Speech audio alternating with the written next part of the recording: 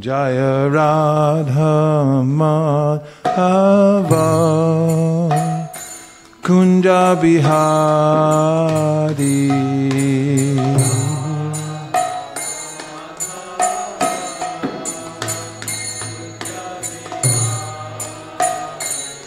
Jaya Radha Madhava Kunja Bihari.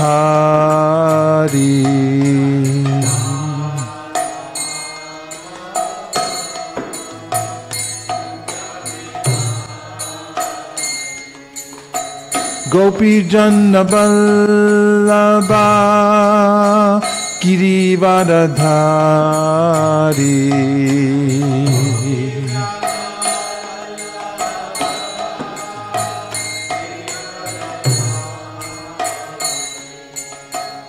Gopi Jana Vallabha Girivardhari.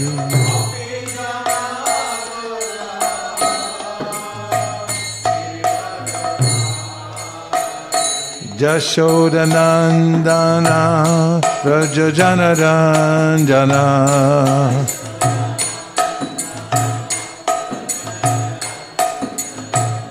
Jashodanandana Vrajajanaranjana.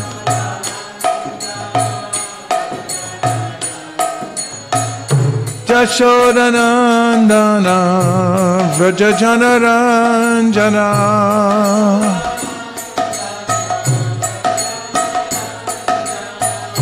Jashodanandana Vrajajanaranjana. Jamunatira Vanachari.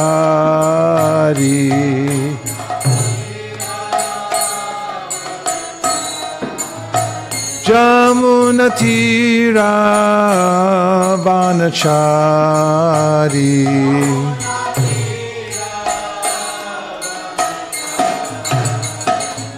Jaya Radha Madhava Kunja Bihari.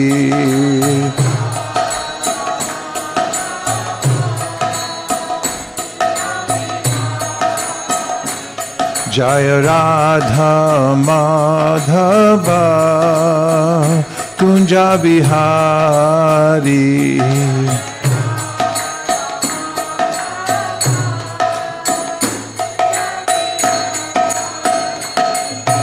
Gopi Jana Vallabha Girivardhari.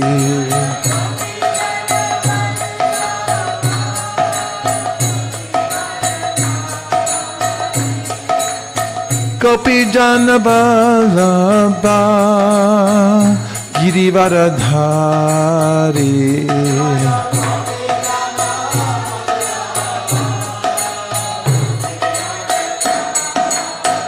Jashodanandana Vrajajanaranjana.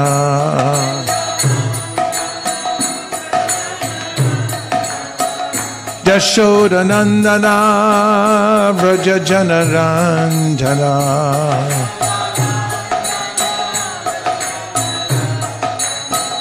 Jashodanandana Vrajajanaranjana.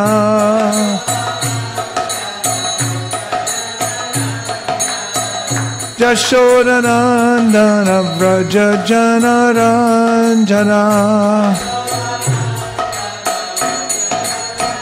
Jamunatira Vanachari.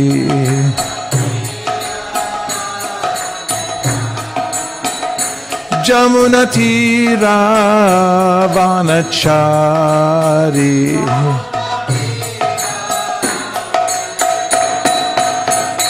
Jaya Radha Madhava Kunja Bihari.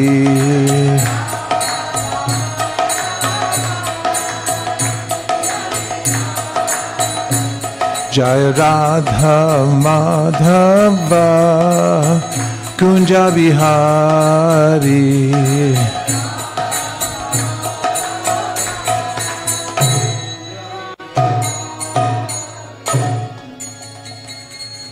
Jayam Vishnupad Paramahamsa Parivrajikacharya Stotaras Shishimada Bhai Charanara Vinda Bhaktivedanta Swami Maharaj Srila Prabhupada Ki Jai. Jayam Vishnupad Paramahamsa Parivrajikacharya Stotaras Shishimada Srila Bhakti Siddhanta Saraswati Goswami Maharaj Ki Jai. Ananta Koti Vaishnavindi Ki Jai. Namacharya Srila Haridas Thakur Ki Jai. Prem Sagaho Shri Krishna Chaitanya Prabhu Nityananda Sri Advaita Gadadhara Shivasari Gaur Bhaktivinoda Ki Jai. Shri Shri Radha Krishna Gokopinath Shamakund Radhakund Giri Govardhan Ki Jai. Shri Vrindavan Dham Ki Jai. Shri Mayapur Navadip Dham Ki Jai. Shri Jagannath Puri Dham Ki Jai. Tulsi Devi Bhakti Devi Ki Jai. Jamuna Devi Ganga Devi Ki Jai. Samveda Bhaktivinoda Ki Jai. All glorious to the assembled devotees. All glorious to the assembled devotees. All glorious to the assembled devotees. Gaur Premanande Hari Hari Bo. And all glories to whoever made these flower vases, because they're really nice. Super nice. Hare Krishna. Well done.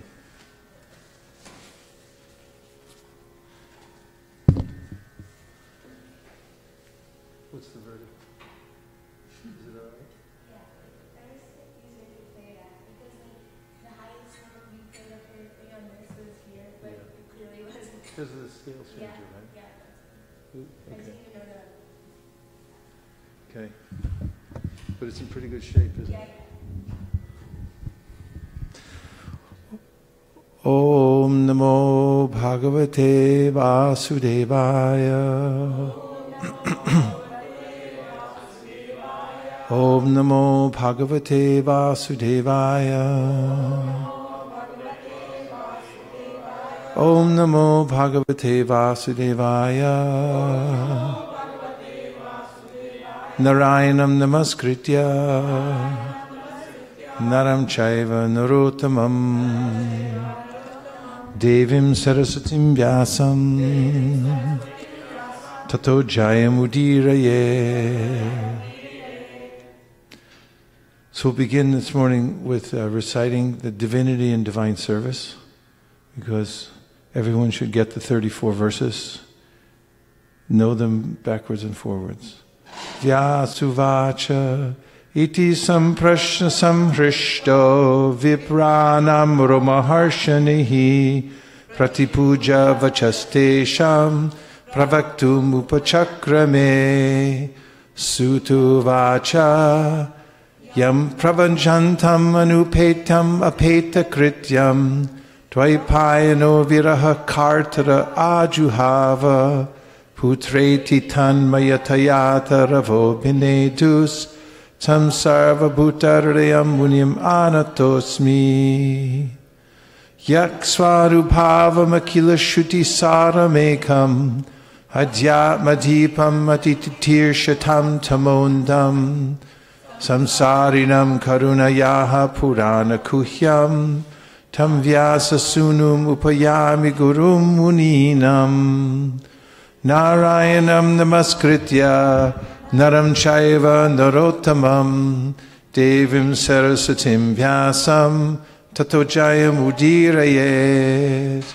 Munayak Sadhu Prishtoham Bhavadbir Lokamangalam Yakrita Krishna Samprashno Yinatma Suprasidati Savaipum Sam Parodharmo Yato bhakti radhoksaje ahaitukya pratiyata yayatma suprasidati vasudeve bhagavati bhakti yoga prayojitaha janayat yashuvairagyam jnanam chayadahaitukam dharma svanushtita pumsam vishvaksena katasuyaha notparayad yadirating Shrama eva hi kevalam dharmasya hyapavargasya narto tayupakalpate nartasya dharmaikantasya kamolabhaya hismitaha kamasya nendriya pritir labo jiveta yavata, jivasya tattva jignasa, narto yascheha karma bihi, vadanti tat tattva vidas, tattvam yajnanamadvayam, prameti paramatmeti, Bhagavan iti shabdyate, tachchadadhana munayo, Jnana vairagya yuktaya, Pashyantyatmani chatmanam, Bhaktya shruta grihitaya, Atakpumbir dvija shreshta, Varnashrama vibhagashaha, Swanustis tasya dharmasya, Samsiddhir haritoshanam, Tasmadikena manasa, Bhagavan sattvatam patihi, Shrotavya kirtitavyascha, Dyeya pujascha nityada,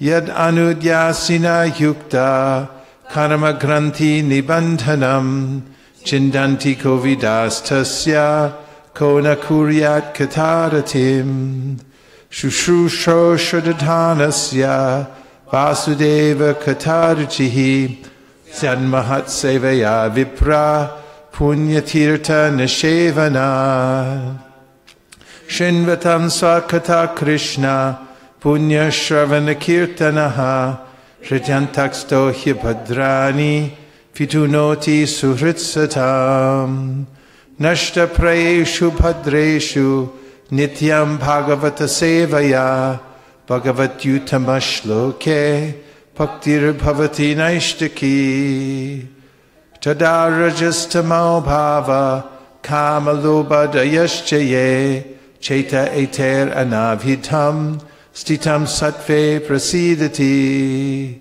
Evam prasanna manaso Bhagavad bhakti yogataha Bhagavad tattva vijnanam Mukta sangasya jayate Vidyate hridaya grantish, chijante sarva samshayah, shiyante chasya karmani, drishta evatmanishvare. Ato vai kavayo nityam, bhaktim paramaya muda, vasudeve bhagavati, kurvantyatma prasadanim. Sattvam rajastamaiti prakritir gunastar, Yukta para purusha eka ihasya jate, stityade hari varinchi hareti samja, sheyamsi tatra kalu safatanor suhu. Partiva dharano tumas, tasmad agnistrimayaha, tamasastu rajastasmad, sattvam yad brahmadarshanam.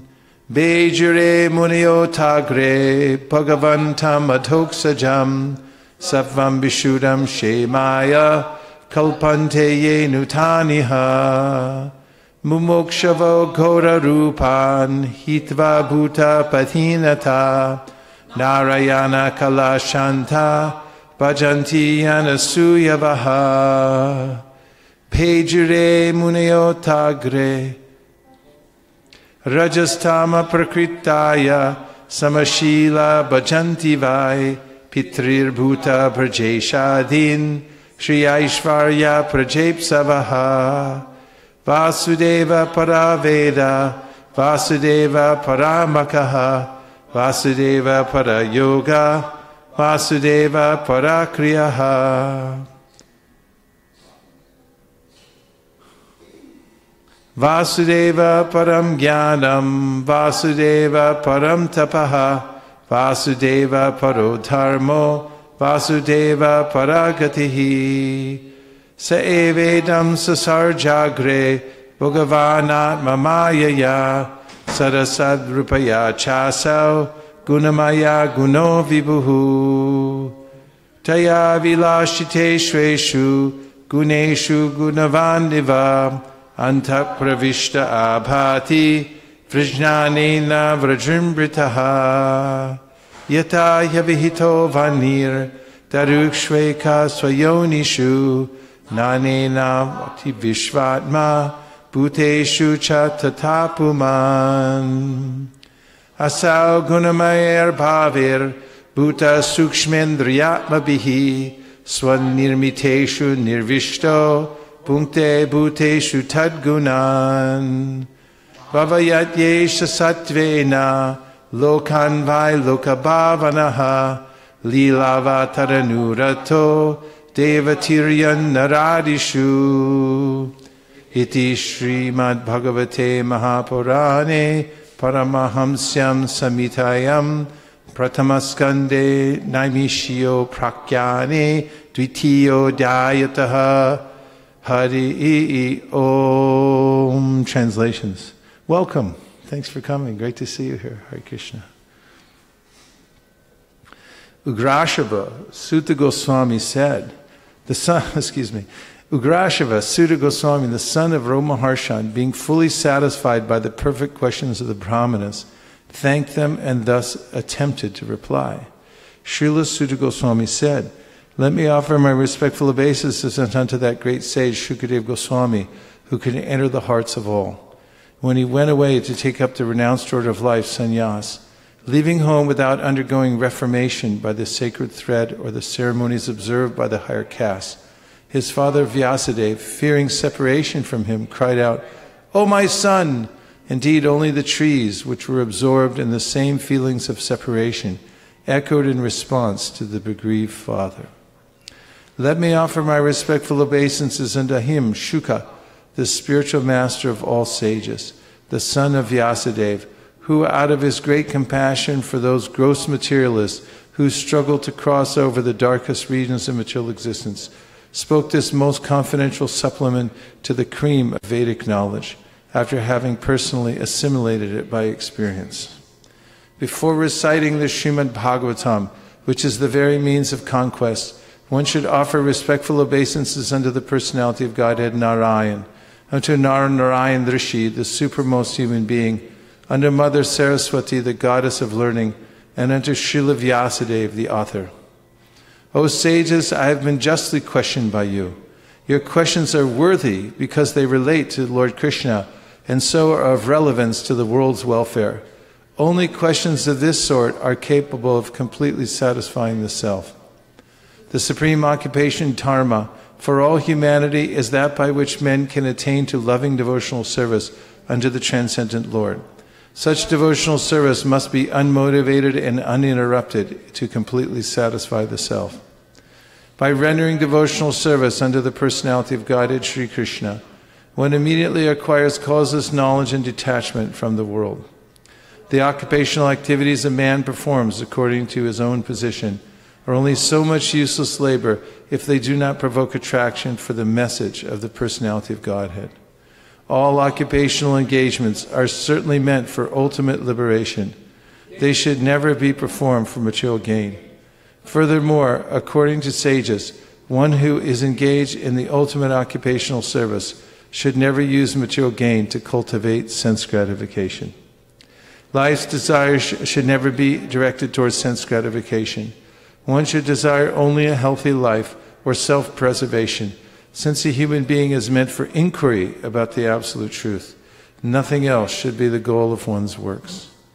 Learned transcendentalists who know the absolute truth call this non-dual substance Brahman, Paramatma, or Bhagavan. The seriously inquisitive student or sage, well equipped with knowledge and detachment, realizes that absolute truth by rendering devotional service in terms of what he has heard from the Vedanta Shruti. O best among the twice born, it is therefore concluded that the highest perfection one can achieve by discharging the duties prescribed for one's own occupation according to caste divisions and orders of life is to please the personality of Godhead. Therefore, with one pointed attention, one should constantly hear about, glorify, remember, and worship the personality of Godhead, who is the protector of the devotees. With sword in hand, intelligent men cut through the binding knots of reactionary work, karma, by remembering the personality of Godhead. Therefore, who will not pay attention to his message? O twice-born sages, by serving those devotees who are completely free from all vice, great service is done. By such service one gains affinity for hearing the messages of Vasudeva. Sri Krishna, the personality of Godhead, who is the Paramatma, super soul in everyone's heart, and the benefactor of the truthful devotee, cleanses desire for material enjoyment from the heart of the devotee who has developed the urge to hear his messages, which are in themselves virtuous when properly heard and chanted. By regular attendance in classes on the Bhagavatam and by rendering service to the pure devotee, all that is troublesome to the heart is almost completely destroyed, and loving service unto the personality of Godhead, who is praised with transcendental songs, is established as an irrevocable fact. As soon as the irrevocable devotion, loving service is established in the heart, the effects of nature's modes of passion and ignorance, such as lust, desire, and hankering, disappear from the heart. Then the devotee is established in goodness, and he becomes completely happy. Thus, established in the mode of unalloyed goodness, the man whose mind has been enlivened by contact with devotional service to the Lord gains positive scientific knowledge of the personality of Godhead in the stage of liberation from all material association. Thus the knot in the heart is pierced, and all misgivings are cut to pieces. The chain of fruitive actions is terminated when one sees the self as master. Certainly, therefore, since time immemorial, all transcendentalists have been rendering devotional service to Lord Krishna, the personality of Godhead, with great delight, because such devotional service is enlivening to the self. The transcendental personality of Godhead is indirectly associated with the three modes of material nature, namely passion, goodness, and ignorance. And just for the material world's creation, maintenance, and destruction, he accepts the three qualitative forms of Brahma, Vishnu, and Shiva. Of these three, all human beings can derive ultimate benefit from Vishnu, the form of the quality of goodness. Firewood is a transformation of earth, but smoke is better than the raw wood, and fire is still better, for by fire we can derive the benefits of superior knowledge through Vedic sacrifice. Similarly, passion, rajas, is better than ignorance, tamas, but goodness, sattva, is best, because by goodness one can come to realize the absolute truth. Previously, all the great sages rendered service unto the personality of Godhead due to his existence above the three modes of material nature. They worshipped him to become free from material conditions and thus derive the ultimate benefit. Whoever follows such great authorities is also eligible for liberation from the material world. Those who are serious about liberation are certainly non-envious, and they respect all. Yet they reject the horrible and ghastly forms of the demigods and worship only the all-blissful forms of Lord Vishnu and his plenary portions. In the revealed scriptures, the ultimate object of knowledge is Sri Krishna, the personality of Godhead. The purpose of performing sacrifice is to please him. Yoga is for realizing him. All fruitive activities are ultimately rewarded by him only. He is supreme knowledge, and all severe austerities are performed to know him. Religion, dharma, is rendering loving service unto him. He is the supreme goal of life. In the beginning of the material creation, that absolute personality of Godhead, Vasudeva, in his transcendental position, created the energies of cause and effect by his own internal energy. After creating the material substance, the Lord, Vasudeva, expands himself and enters into it. And although he is within the material modes of nature and appears to be one of the created beings, he is always fully enlightened in his transcendental position. The Lord as Supersoul pervades all things, just as fire permeates wood, and so he appears to be of many varieties, though he is the absolute one without a second. The Supersoul enters into the bodies of the created beings who are influenced by the modes of material nature and causes them to enjoy the effects of these modes by the subtle mind. Thus the Lord of the universes maintains all planets inhabited by demigods, men, and lower animals. Assuming the roles of incarnations, he performs pastimes to reclaim those in the mode of pure goodness. Purport to the last verse, please. Good morning, everybody. Hare Krishna. Thank you very much. Thank you.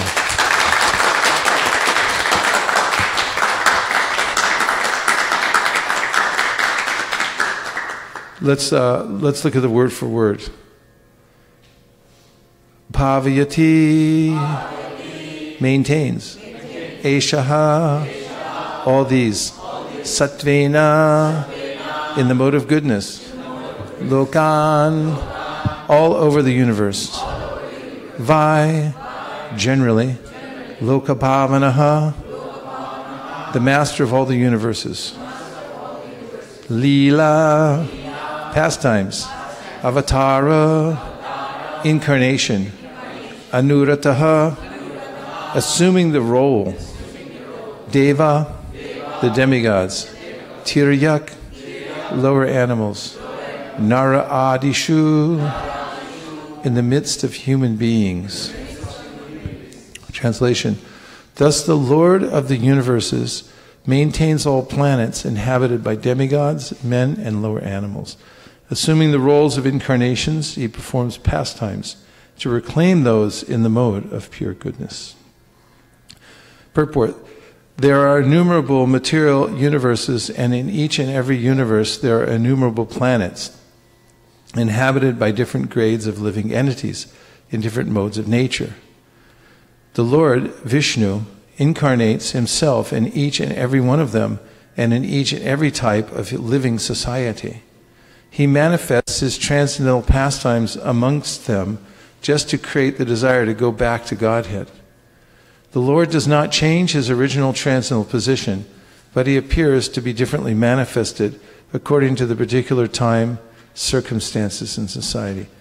Om Jnanatimirandasya Jnananjana Shalakaya Chakshurun Militam Nena Tasmai Shri Gurave Namaha Shri Chaitanya Manobhishtam Stapitam Yena Bhutale Swayam Rupa Kadahayam Dadati Swapadantikam Vandeham Sri Guru Sri Yuta Padakamalam Shri Gurun Vaishnavamscha Shri Rupam Sagrajatam Sahagana Raghunatham Vitam Tam Sajivam Sadvetam Sadvadhutam Parijana Sahitam Krishna Chaitanya Devam Shri Radha Krishna Padan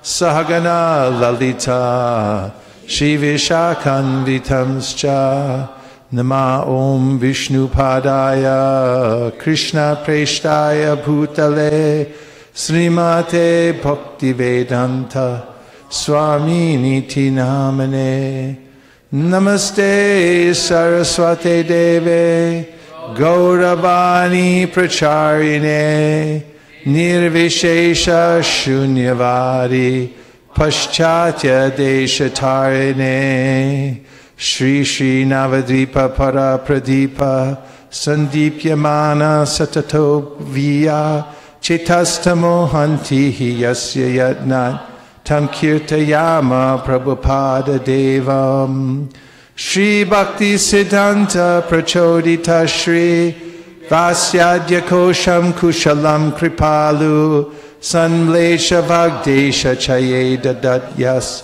Tam Kirtyamama Prabhupada Devam Achadyate Yat Paratarka Drishya Govindamut Ujjvala Bhaskarena Advaiti Kadyota Kulam Jagatyam Tam Kirtayama Prabhupada Devam Yasyaiva Yadnena Purana Raja Gangamala Keshava Keli Hamsa Satstotra Ratna Vihiti Haloke Tam Kirtayama Prabhupada Devam Shri Radhika Krishna Padara Vinde Sahasa Hritsu Shatamandareshu Aropayadyo Madhure Prativyam Tam Kirtayama Prabhupada Devam Kaushaladyaryasya Sahasra Shastra Shastrati Varsha Pratidyanti Hi Chanda Kalir Moha Chamur Hatena Tam Kirtayama Prabhupada Devam Nana Lasad Gaura Sudha Prakasha Pala Shitao Stapita Eva Yena Krishna Nuchinta Janasanga Vrikshas Tam Kirtayama Prabhupada Devam Yo nityada jivati daivikeshu nijasu shikshasu tu sadukami kripam buddhir nanda shuta shritatma tam kirtayama prabhupada devam.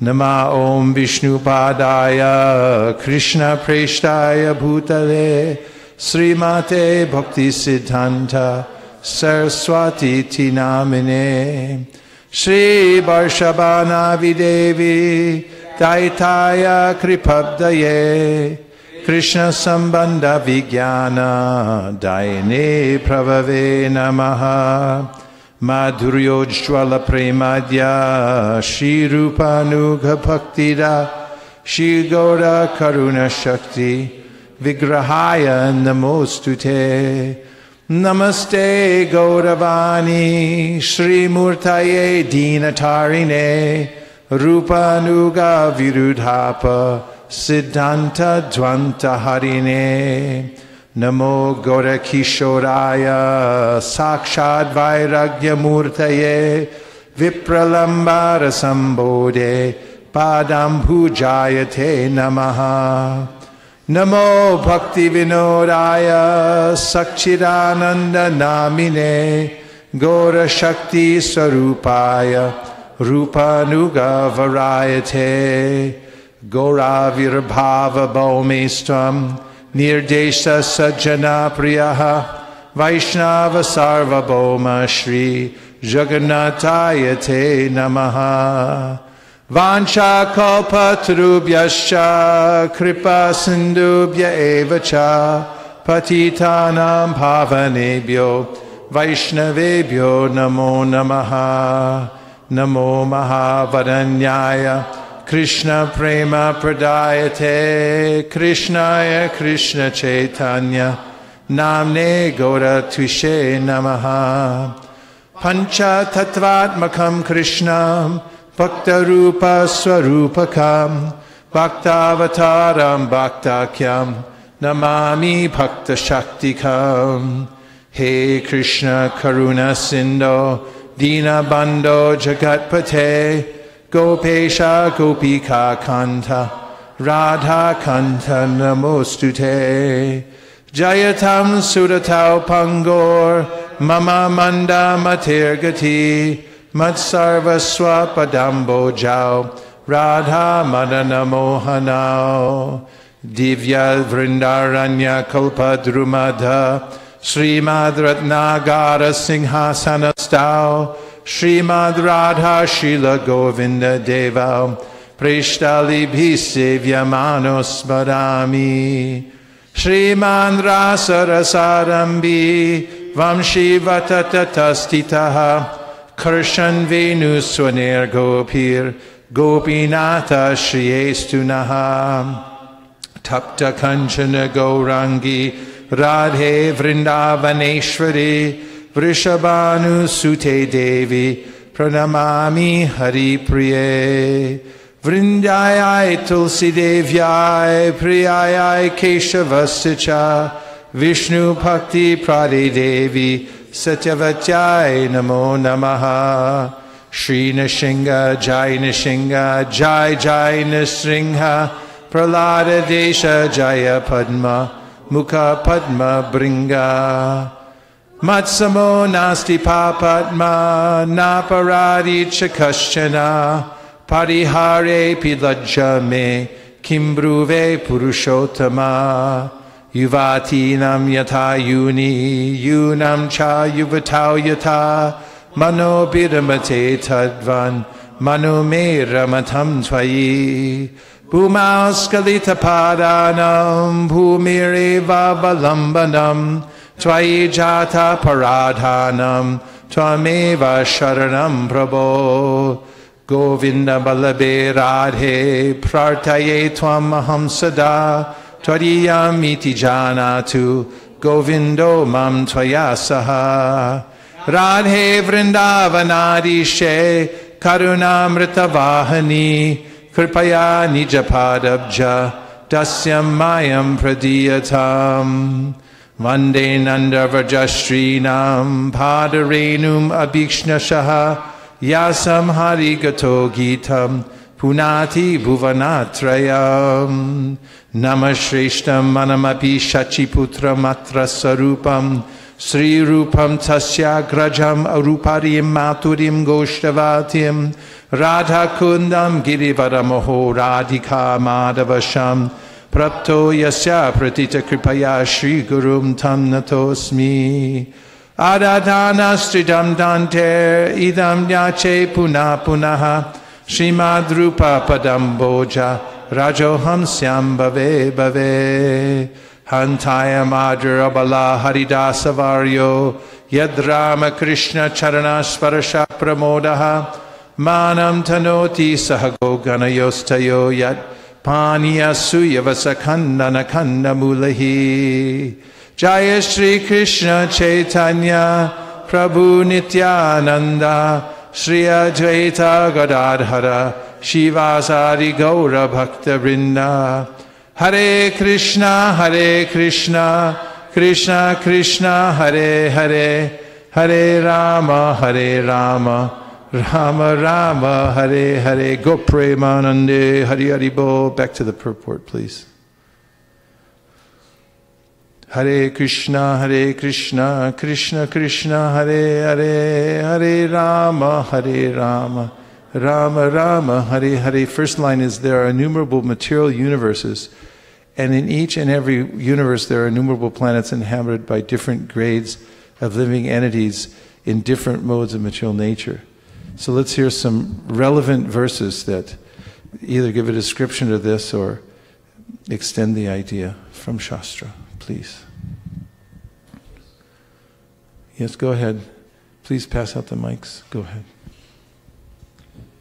Yasya Prabhava Prabhavata Yagadanda Koti Kotishva Shesha Vasudhadi Vibhuti Binnam Tat Nishkalam Anam Brahmam Ananto Ashesham Govindam Adi Purushottamam Bhajam. Yes, Yasya Prabha Prabhapato Jagadan. Put it up, please. Let's start. Put it up.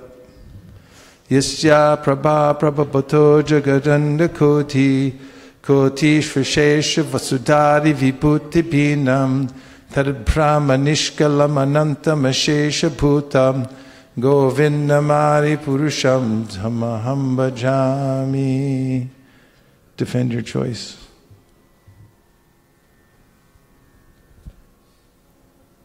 First tell us what it means before it gets up there.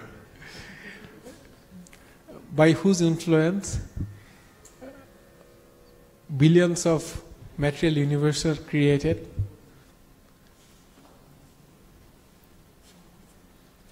Vibhuti means like his Vasudha Vibhuti, like his energy, his influence. I cannot actually explain the whole. You're doing fine. Just keep going.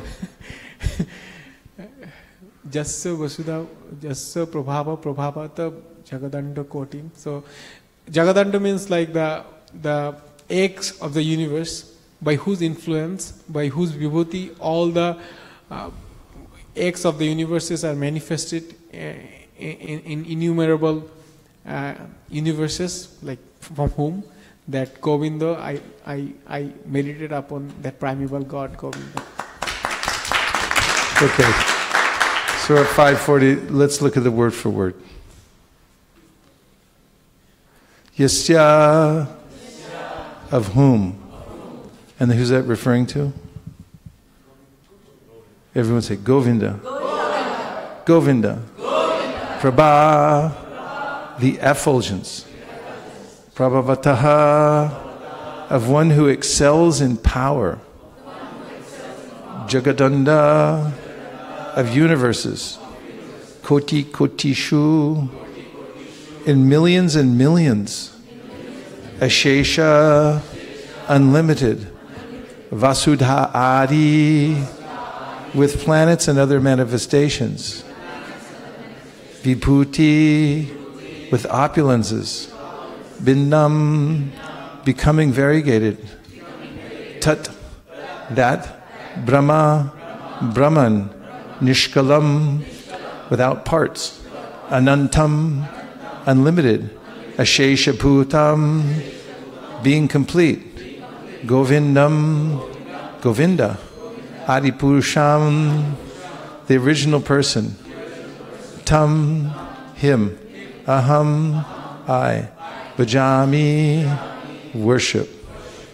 Okay, translation is, I worship Govinda, the primeval Lord, whose effulgence is the source of the non-differentiated Brahman mentioned in the Upanishads. Being differentiated from the infinity of glories of the mundane universe appears as the indivisible, infinite, limitless truth. Purport. The mundane universe created by Maya is one of the infinite external manifestations accommodating space, time, and gross things. The impersonal aspect of Godhead, the non-differentiated Brahman, is far above this principle of mundane creation. But even the non-differentiated Brahman is only the external effulgence emanating from the boundary wall of the transcendental realm of Vaikuntha, displaying the triquadrantal glory of Govinda. The non-differentiated Brahman is indivisible. Hence, it is also one without a second, and is the infinite and residual entity. Back to the purport, please. The original purport. There are innumerable material universes, and in each and every universe there are innumerable planets inhabited by different grades of living entities in different modes of nature. Other thoughts about the first line? Related verses? There are innumerable material universes, and in each and every universe there are innumerable planets inhabited by different grades of living entities and different modes of nature. We have a pundit in the front row. He's dominating. Go ahead. Shri Brahma Samhita also it is said, Ekopasya rachaitam jagadanda gatim jatchaktirasti jagadanda chaya yadantam andantarasta paramanu chayantarastam govindam adipurusham tamam bhajam. Everybody. Ekopasya rachaitam jagadanda kotim yatchaktirasti jagadanda chaya yadantaha andantarasta paramanu chayantarastam Govindamadi Purusham Tamaham Bhajami. Translation. He is an undifferentiated entity, as there is no distinction between potency and the possessor thereof. In his work of creation of millions of worlds, his potency remains inseparable. All the universes exist in him, and he is present in his fullness in every one of the atoms that are scattered throughout the universe at one and the same time. Such is the primeval Lord whom I adore. Purport. Krishna is the highest of all entities. In him is an entity which is termed chit, spiritual, which is distinct from the principle of limitation. By his inconceivable power, he can at will create numberless universes. All the mundane universes owe their origin to the transformation of his external potency. Again, his abode is beyond human conception, since all worlds, limited and spiritual, chit, exist in him, and he resides simultaneously in his fullness and entirety in all the atoms in all the worlds. All pervasiveness is only a localized aspect of the majesty of Krishna, the Lord of all. Though he is all-pervasive, yet in his existence everywhere in a medium shape consists his spiritual lordship beyond human conception. This argument favors the doctrine of simultaneous, inconceivable distinction and non-distinction, and knocks down the contaminating Mayavad and other alienated doctrines. Why did you gravitate towards this verse? Tell us what made it come into your mind. Yeah, because even hold that right next to your lips. Even though he is one, but he creates innumerable universes which are also complete. Like I can relate this verse to the first verse of Ishopanishad. Okay, let somebody else recite it. Who will recite the invocation to the Ishopanishad, please? Okay, in the back, all the way in the back. How many mics do we have out here? One? Okay. Go for it, please. Purnam Madaha Purnam. Again, hear the first Om. Can you start over, please? Purnam Om Purnam. Start. Om Purnam Madaha Purnam Idam Purnat Purnamudachyate Purnasya Purnamadaya Purnamevavasishyate. Everyone. Om Purnamata Purnamidam Purnat Purnam Udachyate Purnasya Purnamadaya Purnamevavasishyate. Translation. The personality of Godhead is perfect and complete, and because He is completely perfect, all emanations from Him, such as this phenomenal world, are perfectly equipped as complete wholes. Whatever is produced of the complete whole is also complete in itself. Because He is a complete whole, even though so many complete units emanate from Him, He remains the complete balance. Purport. The complete whole, or the supreme absolute truth, is the complete personality of Godhead. Realization of impersonal Brahman, or of Paramatma, the Supersoul, is incomplete realization of the Absolute Complete. The Supreme Personality of Godhead is Sakchit Ananda Vigraha. Realization of impersonal Brahman is realization of His Sat feature, or His aspect of eternity, and Paramatma realization is realization of His Sat and Chit features, His aspects of eternity and knowledge. But realization of the personality of Godhead is realization of all the transcendental features, Sat, Chit, and Ananda, bliss. When one realizes the Supreme Person, he realizes these aspects of the Absolute Truth in their completeness. Vigraha means form. Thus, the complete whole is not formless. If He were formless, or if He were less than His creation in any other way, He would not be complete. The complete whole must contain everything, both within and beyond our experience. Otherwise, He cannot be complete. The complete whole, the personality of Godhead, has immense potencies, all of which are as complete as He is. Thus, this phenomenal world is also complete in itself. The 24 elements of which this material universe is a temporary manifestation are arranged to produce everything necessary for the maintenance and sustenance of this universe.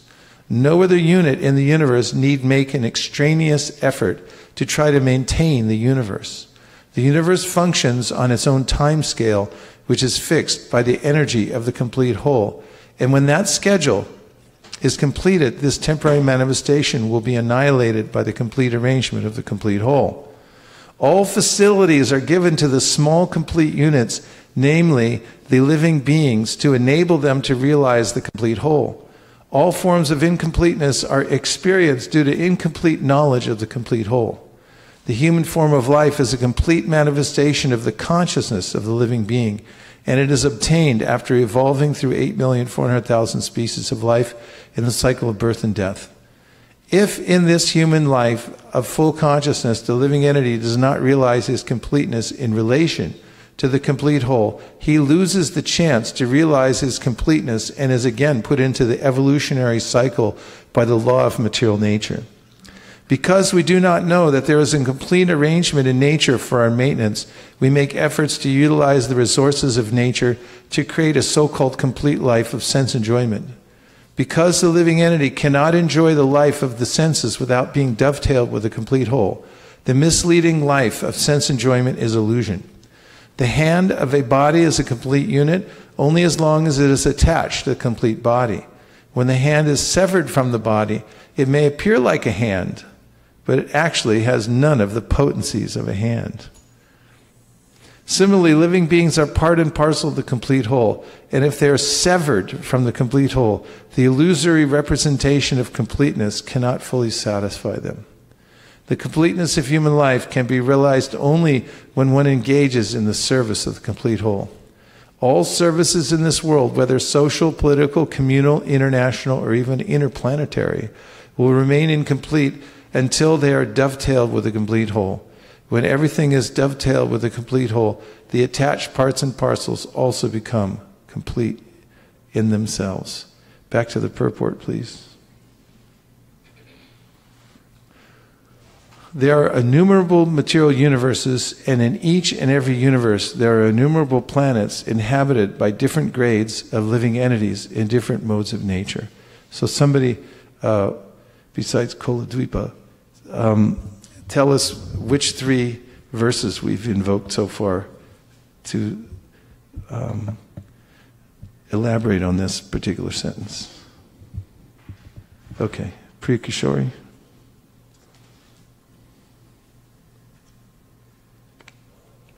Yes, yeah, Prabhupada. Should I say the entire? Yes, why not? You're on now. Say something. Hare Krishna. More. Ramananda, we need more volume out here, more juice.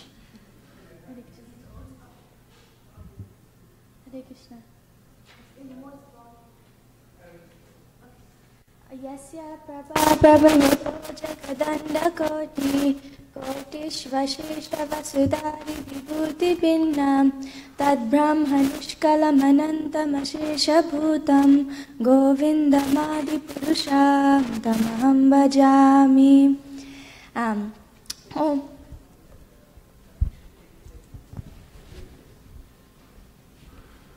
There's a recall in that mic. Can you take that mic back, fix it or something?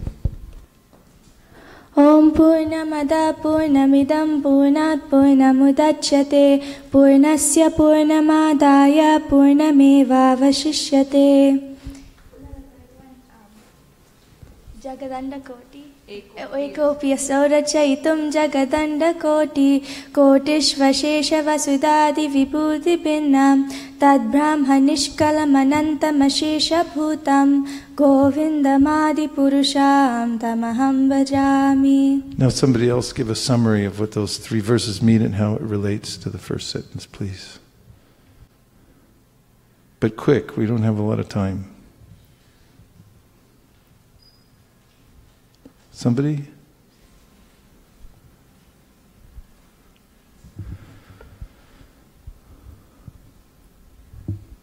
Navina. Navina's practically, you're on Bhaktivedanta now? No, you're on Bhakti Sarvabhauma or something. He whiles away his time diving deep into Prabhupada's books and studying. Hare Krishna. Hare Krishna. So, all these verses are focusing on the all-pervasiveness, how the Lord is pervading all the universes and even every atom. And He's present in His impersonal feature as Brahman. He's the sustainer, He's the complete whole, everything rests upon Him.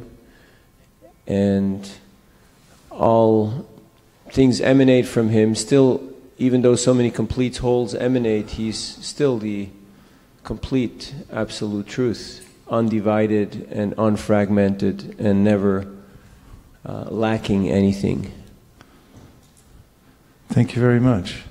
Now somebody else say what that means to us in the practical execution of our life.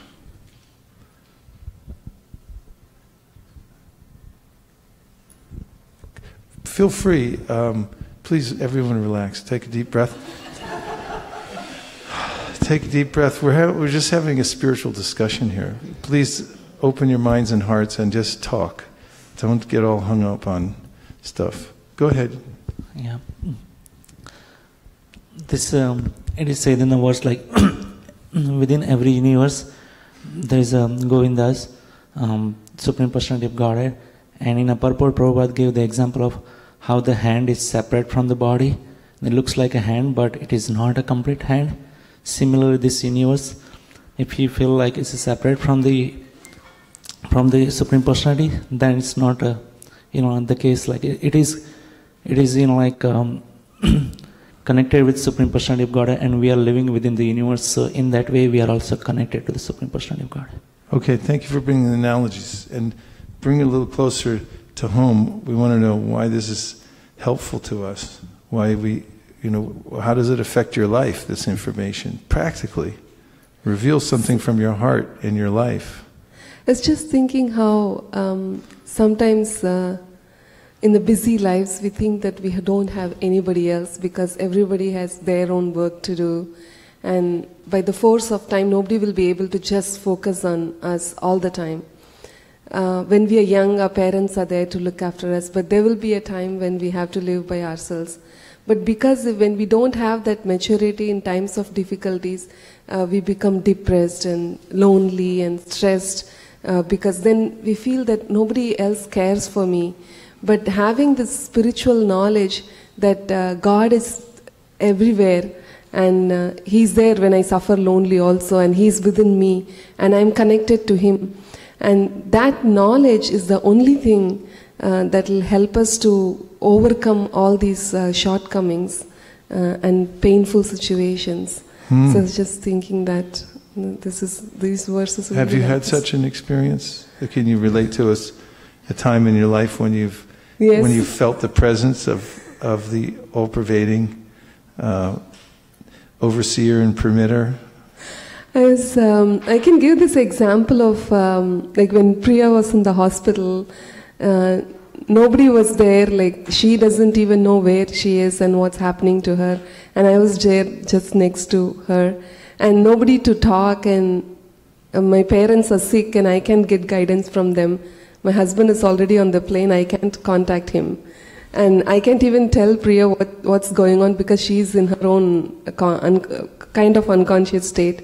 So I was just really, I had to go deep and think that Krishna will do what he wants to do, because the government called me and they're telling that somebody is sick in your home for fever for 7 days, so we want to come and check cleanliness in your home. So I thought like maybe she will go away. They are not telling me, but they are telling the government, because so many people have passed away like that, just like that. So that was like, this knowledge is what, like I had to say prayers and go back to the basics. So that's one situation. You were able to take shelter of... Take deep shelter at that time. That's very nice. Yes. Thank you. Yes. Behind you.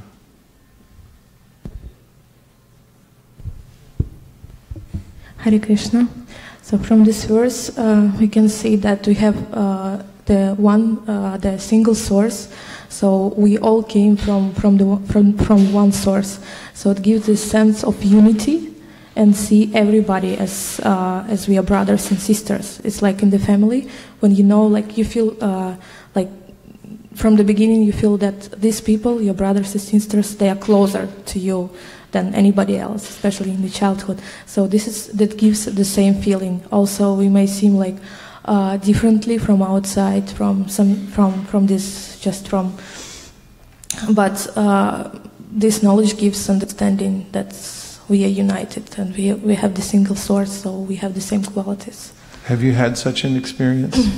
The feeling of unity, and if so, when was it? Incident? I'm trying, it's very hard. But to see, like every time reminding myself, or like eventually we are from the same source, we have the same nature, and like trying to like introspect in myself, what would I feel in this situation or something, and it helps to understand each other as people. It's hard. So you use it practically in your life. Yeah, you should like trying to remind every time. Okay, thank you very much. Very helpful. Shraddha? I was thinking that about Jag Bharat, when he had the realization that there is a soul in everything, he was very careful about walking and not stepping over them.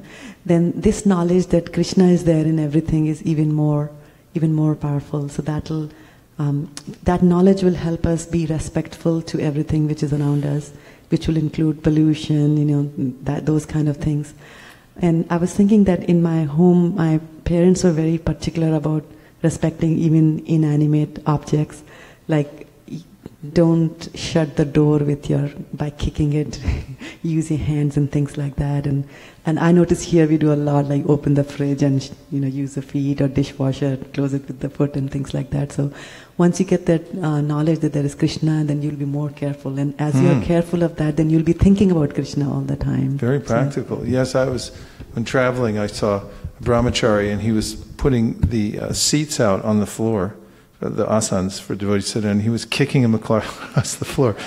Of course, I was a visitor there, so I didn't feel liberty to chastise anybody or instruct, but I thought I'd bring it to the airwaves when I come home.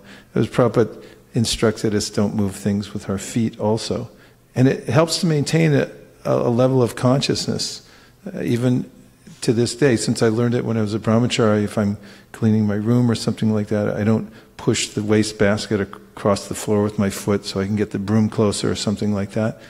And it engenders a kind of universal consciousness, awareness of the sacredness of all things connected to Krishna. Thank you. That was very practical. Could we see was somebody else waiting to go? I want to look at the sentence again, please. Yes.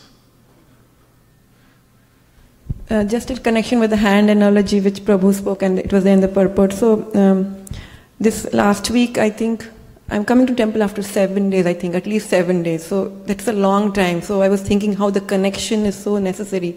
I feel such a lot of relief after coming here and seeing everybody. So I don't know, that thought came to my mind. And I was more than 2 weeks. So yeah, that connection and association is so important to keep us alive and keep going. Yes. Thank you. Sugeshwari?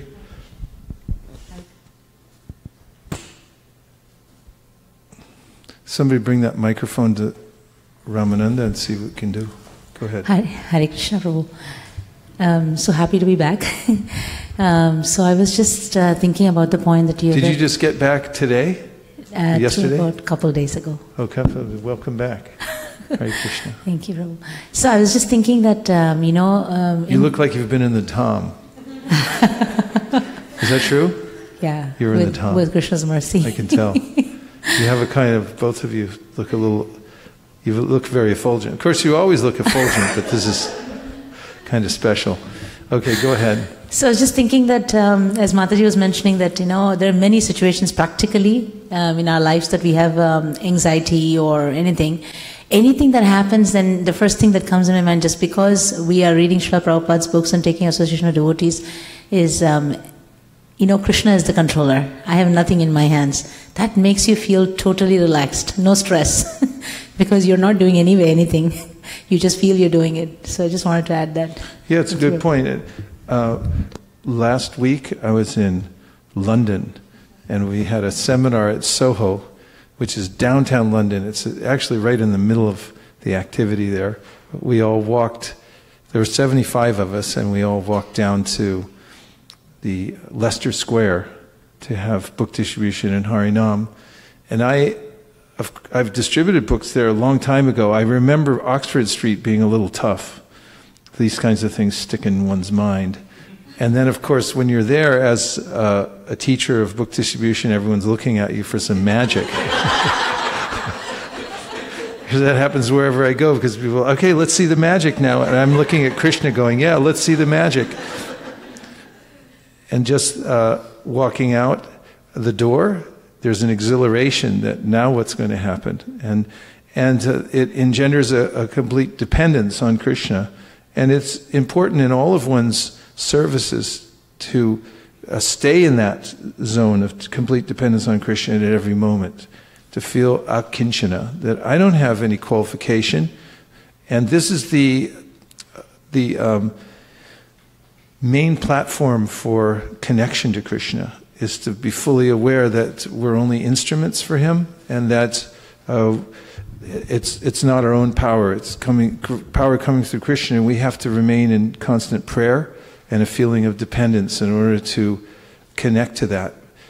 The severed hand is quite an image, isn't it? Severed hand. And the way to reconnect is through this service, the attitude of service, and remembering that I'm completely dependent, only acting as an instrument. Okay, so let's look again. There are innumerable material universes, which is a revelation unto itself. Hardly does one think of even this universe in the course of the day here in Silicon Valley, because my mind may be absorbed in thinking of, name 3 things. I'm talking about ordinary people, not you. I know you're always thinking of Krishna, but how one may not even be aware that one is within one of the innumerable universes. Where else might one's mind become absorbed in everyday life here in Silicon Valley? In WhatsApp? Okay, CNN. Okay, so these are information sources. There are a lot of information sources that are bringing very specific kind of information to us, and I might be absorbed in that. What else? Work. Can you say more about work? And the kinds of consciousness that work creates in your life. Especially when you have a deadline to meet, and there are pressures from the upper management. So you will also think back of your mind that you have to finish this work. Even if you are in vacation or in weekend holidays, you have to think like when I can go back and work start. Yes. So information sources, and then we have obligations to my particular work according to my career. What else? Kids? Any kids in here? Let's hear from the kids. What kind of things are you all thinking about? I mean, besides Krishna, 24 hours a day, what other ways in which can you become distracted? Oh, yeah, school and homework. What about school and homework? What's it like? Not fun. What's not fun about it? Doing work. So, do you sit in a classroom? Yeah. How many people are in there? About 30. 30. Paint a picture for us, just like we're looking there and see what it looks like. Go ahead.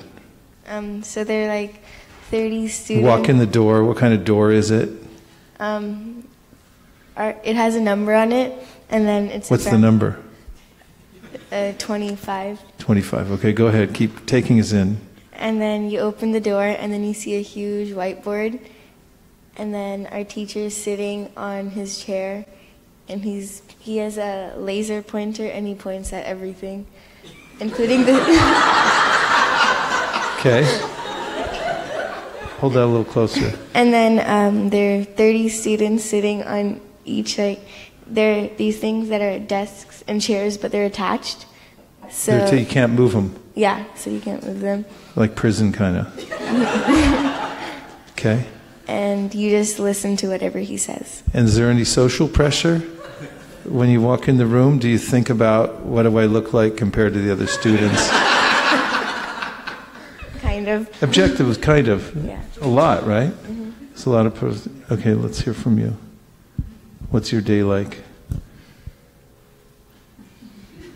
Just give us some details. We're interested in details. How's the classroom? My classroom? Well, there... Do you go to a village? Is there a little straw hut? With a sadhu sitting inside? No. No? Not about. What's it look like? There's like a door, and it says our teacher's name on it. And then when we open the door, we see these like gigantic tables, and there's a smart board that doesn't really work. And the teacher talks about stuff. Okay. So everyone else, thank you very much. More? You have more?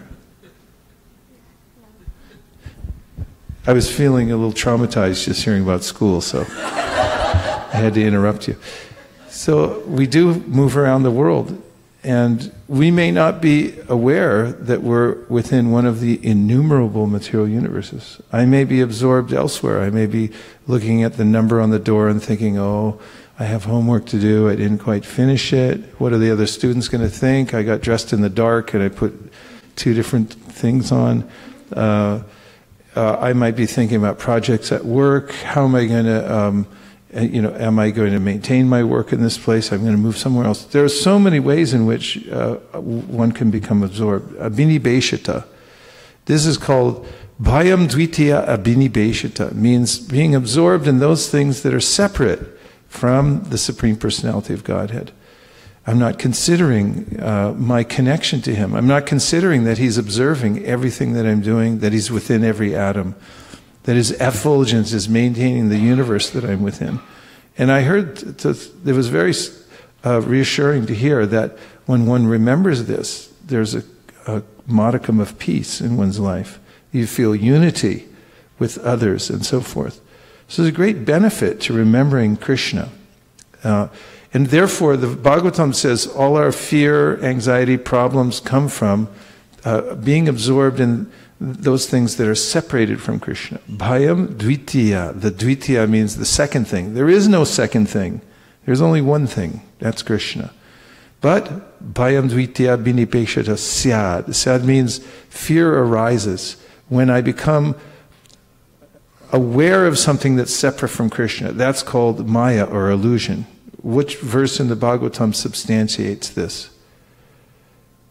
That which is separate, that which is seen as separate from Krishna is called maya. Which verse says that? I'll give you a hint. It's one of the most important verses in the whole Bhagavatam. It occurs in the second canto. It's Krishna speaking to Brahma. Need I say more? And it's part of the Chaturshloki Bhagavatam. Please recite it.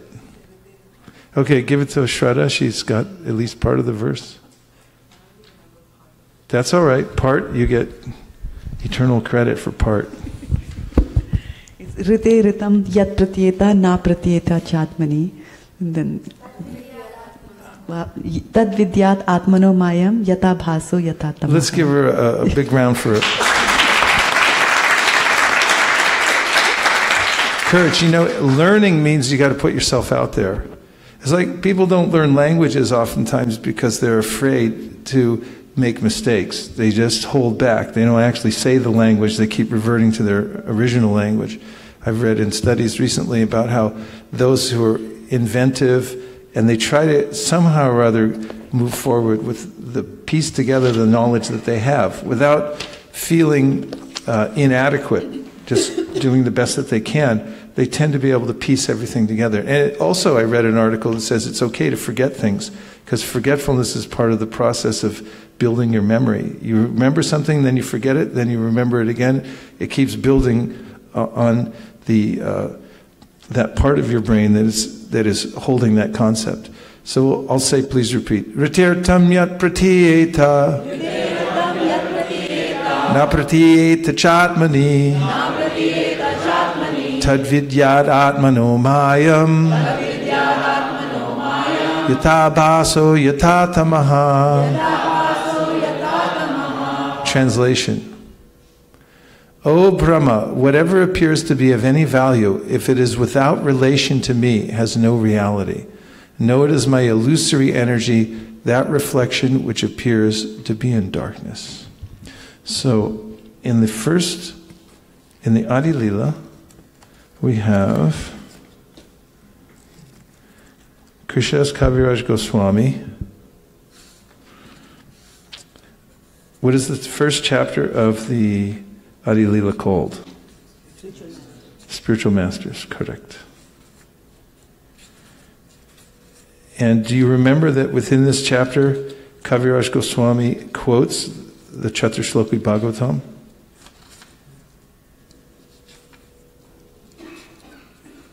Did you remember that?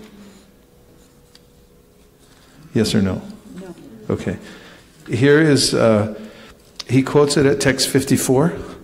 That's Adi Lila. Text number 54. Chapter 1.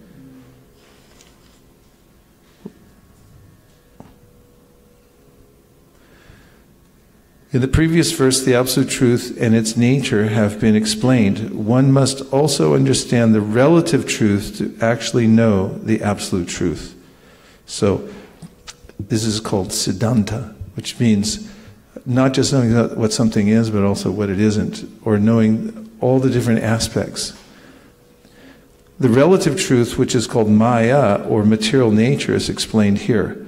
Maya has no independent existence. One who is less intelligent is captivated by the wonderful activities of Maya, but he doesn't understand that behind these activities is the direction of the Supreme Lord. In the Bhagavad Gita 9.10 it is said, Maya dakshena prakriti suyate sacharacharam. The material nature is working and producing moving and non-moving beings only by the supervision of Krishna. Supervision of who? Krishna. The real nature of Maya, or the illusory energy of the material manifestation, is clearly explained in Srimad Bhagavatam. The Absolute Truth is substance, and the relative truth depends upon its relationship with the Absolute for its existence. Maya means energy. Therefore, the relative truth is explained to be the energy of the absolute truth. Since it is difficult to understand the distinction between the absolute and relative truths, an analogy can be given for clarification. The absolute truth can be compared to the sun, which is appreciated in terms of two relative truths, reflection and darkness. Darkness is the absence of sunshine, and a reflection is a projection of sunlight into darkness. Neither darkness nor reflection has an independent existence. Darkness comes when the sunshine is blocked. For example, if one stands facing the sun, his back will be in darkness. Since darkness stands in the absence of the sun, it is therefore relative to the sun. The spiritual world is compared to the real sunshine, and the material world is compared to the dark regions where the sun is not visible. When the material manifestation appears very wonderful, this is due to a perverted reflection of the supreme sunshine, the absolute truth, as confirmed in the Vedanta Sutra. Confirm, what is it from the Vedanta Sutra, please? Which verse is it referring to?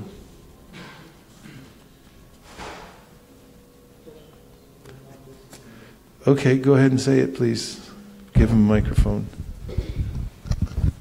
Please be willing to blurt things out and go down in flames.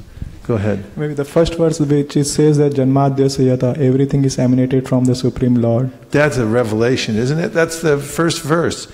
This can solve all of one's problems, as we're discussing here. If one remembers that everything emanates from the absolute truth. Where in the Bhagavad Gita does Krishna say that those who realize this fact, that everything emanates from him, engage in his loving service? Go ahead, somebody wants to try. Try it and try to make mistakes. Fail forward fast and learn. Yo mam evam samudo janati parshottama sasarved bhajanti mam sarvapena bharata. Very inventive. Give him a hand.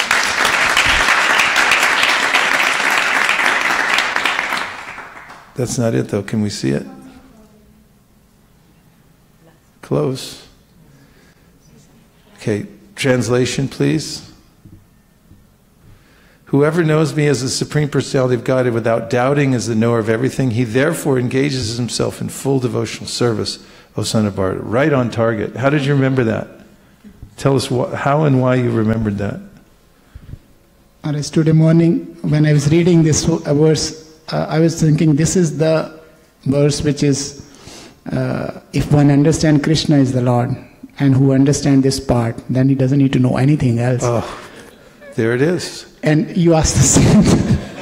What's that? You asked the same thing today. I was just thinking there's something something happening. I have no idea. Fantastic.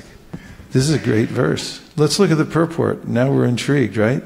There are many philosophical speculations about the constitutional position of the living entities and the Supreme Absolute Truth.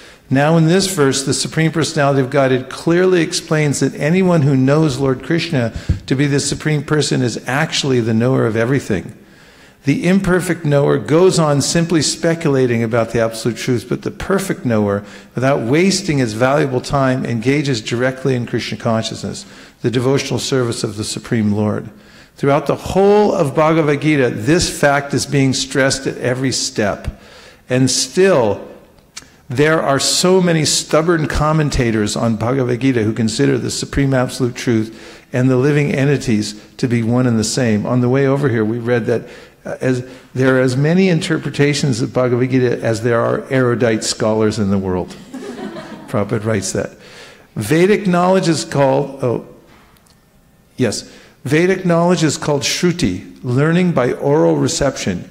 One should actually receive the Vedic message from authorities like Krishna and his representatives. Here Krishna distinguishes everything very nicely, and one should hear from this source. Simply to hear like the hogs is not sufficient. One must be able to understand from the authorities. It is not that one should simply speculate academically. One should submissively hear from Bhagavad Gita and these living entities, that these living entities are always subordinate to the Supreme Personality of Godhead. Anyone who is able to understand this, according to the Supreme Personality of Godhead, Sri Krishna, knows the purpose of the Vedas. No one else knows the purpose of the Vedas. The word bhajati is very significant. In many places, the word bhajati is expressed in relationship with the service of the Supreme Lord. If a person is engaged in full Krishna consciousness in the devotional service of the Lord, it is to be understood that he has understood all the Vedic knowledge. In the Vaishnava parampara, it is said that if one is engaged in the devotional service of Krishna, then there is no need for any other spiritual process for understanding the supreme absolute truth. In the Vaishnava parampara, it is said that if one is engaged in the devotional service of Krishna, then there is no need for any other spiritual process for understanding the absolute truth. Verse, please. Suggest a verse. Koladipa Pandit, Prabhu. Go ahead.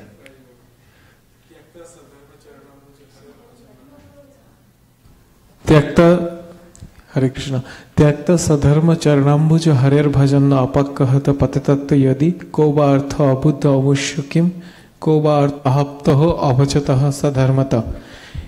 If somebody takes up the devotional service and he doesn't do any kind of like sadharma, any kind of activities based on the varnashram, then he doesn't feel any loss. But if somebody takes all kind of activities other than devotional service, what he will get ultimately? Something. Let's ask our judges if they'll accept that. Navina, you like it? He likes it. Okay. Another verse? These are important verses because we need permission to direct our minds towards thinking of Krishna, doing devotional service. The mind may branch out in many different ways and think that in order to be sustained, I must perform many other activities. Does Krishna say that in the Bhagavad Gita? That the mind can become many-branched? Where does he say that? Vaisesika, you want to give her a microphone? Let's hear it. Vyavasayatmika buddhi ekeha kurunandana bahushaka yanantascha buddhayo avyavasayina. Give us a general meaning of the verse. What it means to us. Like with one-pointed attention, we should perform devotional service. For people whose goal is irresolute, their mind goes in different directions. Different directions, right? Yeah. And how many different directions?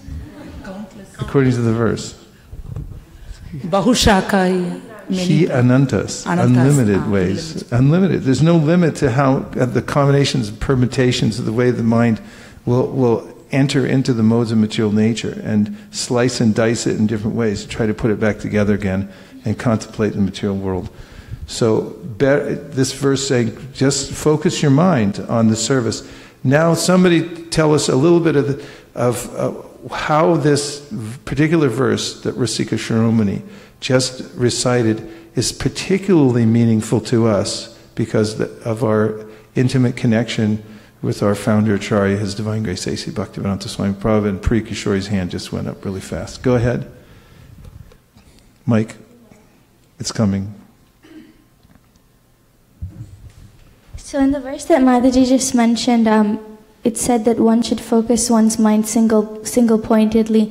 So therefore, because though there may be so many processes mentioned in all the Vedic scriptures which are directed towards people of various kinds of consciousness, Prabhupada has given us a process, Srila Prabhupada has given us a process in which there's one method of devotional service if which we follow single-pointedly, that we will be able to achieve the ultimate goal of life, and there's no need to distract. Very good general principle. I want something more specific. But before we do, I want Shraddha to quote a verse from the first canto, second chapter, that in which we're advised to focus our mind exclusively on devotional service. It's verse number 14. Tasmad ekena manasa bhagavan satvatam patihi shrotavya kirtitavyascha deha pujasya nityada. So it says that therefore with a single pointed attention, and one should focus on the Supreme Personality of Godhead, who is the protector of the devotees. Thank you very much. And who is ready to give us something more specific about the meaning of this verse in relationship with our founder Acharya? Yes.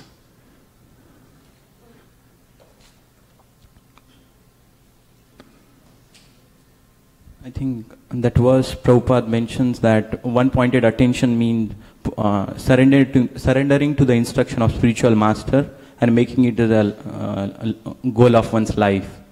So that's a one-pointed attention. Okay, somebody wants to say more?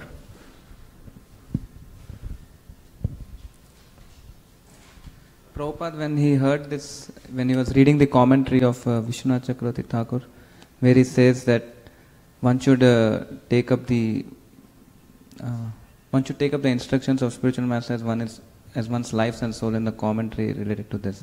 Do we have that commentary? Bukharvin, do we have the commentary of Vishwanath Chakravarti Thakur on the Bhagavad Gita in here, in our library?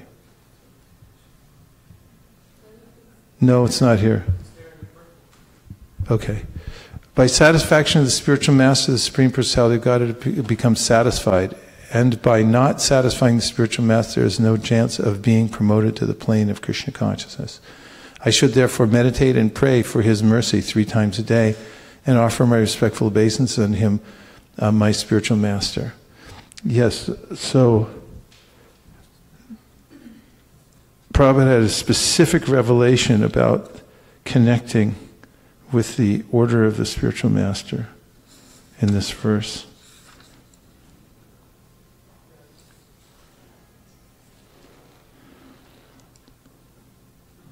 And remembering that is very sweet, actually.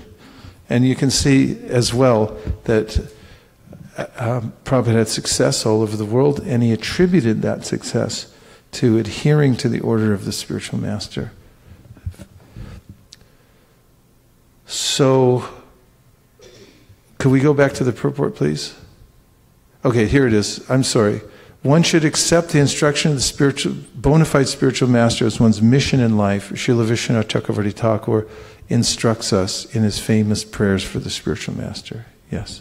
So that connection is there. Now take us back to where we were, please. Because I don't remember.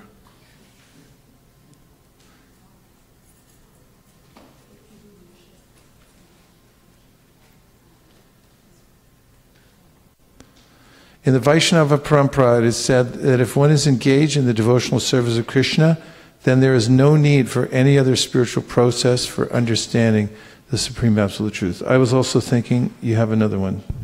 I was thinking about Savai Pumsam Paro Dharma, Ito Bhakti Rajbakshi, Ahitukiya Pratihata, Yatma Suprasidati.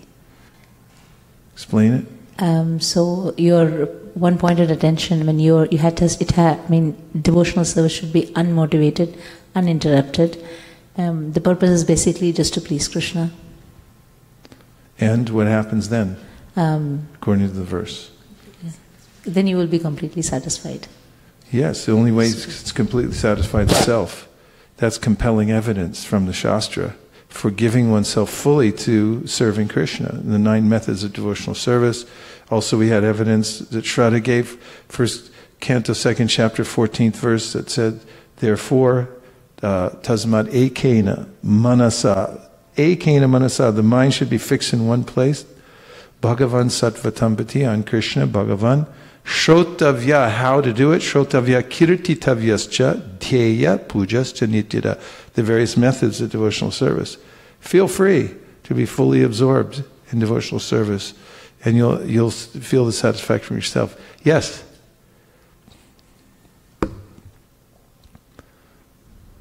Hare Krishna. I was remembering the verse 647 regarding this. Which can? Yoginam api sarvasam mat kate nataratmana sraddhavan bhajate yomam shame yukta mata. So it says that of all the yogis, those who abide in me and offer me transcendental loving devotional service, they are the best. So of all the yoga systems are actually for realizing the supreme truth, the Jnana Yoga, Dhyana Yoga, but among them the Lord says the Bhakti Yogis, they are the best, who does the loving devotional service. Very good. Excellent quotation. I like it very much. And now, before we move on to the purport, somebody who hasn't spoken very much so far, give us a summary of what we've spoken about this morning so far.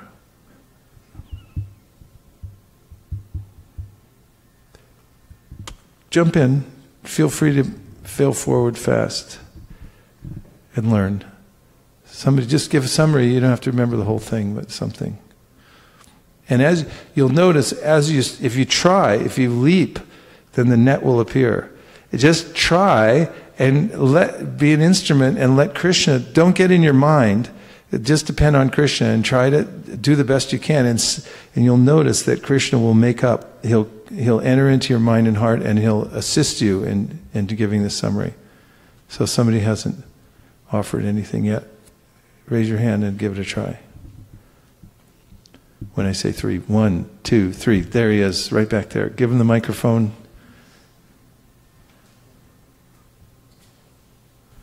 Hare Krishna. Hare Krishna. Give him a hand for being so brave.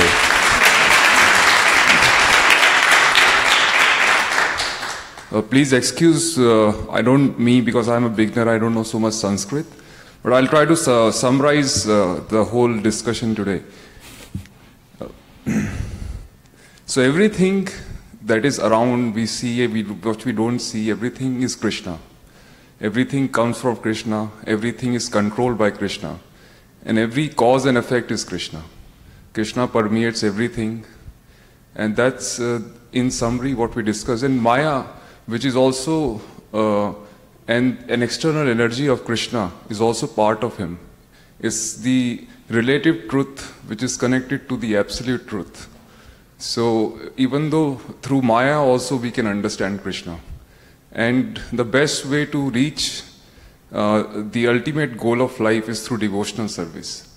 There are many processes, but the ultimate and the most beneficial way to reach liberation is through devotional service. And how to do devotional service is to follow a spiritual master, right? Follow his instructions. And follow that with one pointed focus, without diverting your mind, and without letting anything else affect you, and taking refuge in Krishna all the time. Thank you. See what happens. Hare Krishna.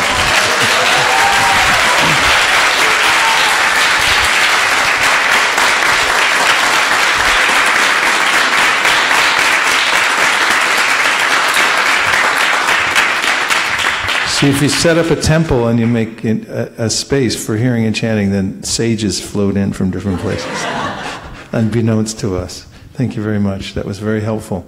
So we're continuing on our purport from the Sri Chaitanya Charitamrita, I believe. Is that right? When the material manifestation appears very wonderful, this is due to a perverted reflection of the supreme sunshine, the absolute truth, as confirmed in the Vedanta Sutra. That's where we were. Atato Brahma Jignasa. Whatever one can see here has its substance in the absolute. As darkness is situated far away from the sun, so the material world is also far away from the spiritual world. As darkness is situated far away from the sun, so the material world is also far away from the spiritual world. The Vedic literature directs us not to be captivated by the dark regions, tamaha, but to try to reach the shining regions of the absolute, yogitam. Everyone say yogitam. Yogitam. Where are we going? Yogitam. The spiritual world is brightly illuminated, but the material world is wrapped in darkness. In the material world, sunshine, moonshine, or different kinds of artificial light are required to dispel darkness, especially at night.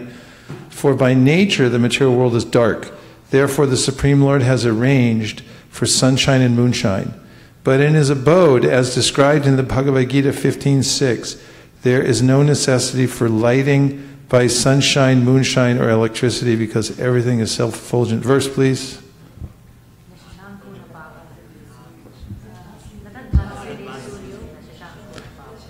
Everyone ready? Together? Na tat basayate suryo, na shashanko, na pavagaha, yad gatva na nivartante, tadama paramamama. That which is relative, temporary, and far away from the absolute truth is called Maya, or ignorance. This illusion is exhibited in two ways, as explained in the Bhagavad Gita. The inferior illusion is inert matter, and the superior illusion is the living entity. The living entities are called illusory in this context only because they are implicated in the illusory structures and activities of the material world. Actually, the living entities are not illusory, for they are parts of the superior energy of the Supreme Lord and do not have to be covered by Maya if they do not want to be so. That's big news, by the way, so I'm going to say it again. Actually, the living entities are not illusory, for they are parts of the superior energy of the Supreme Lord and do not have to be covered by Maya if they do not want to be so.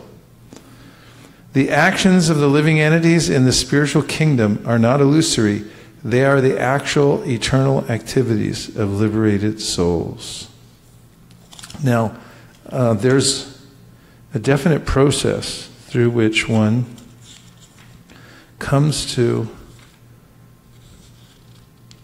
the absolute truth.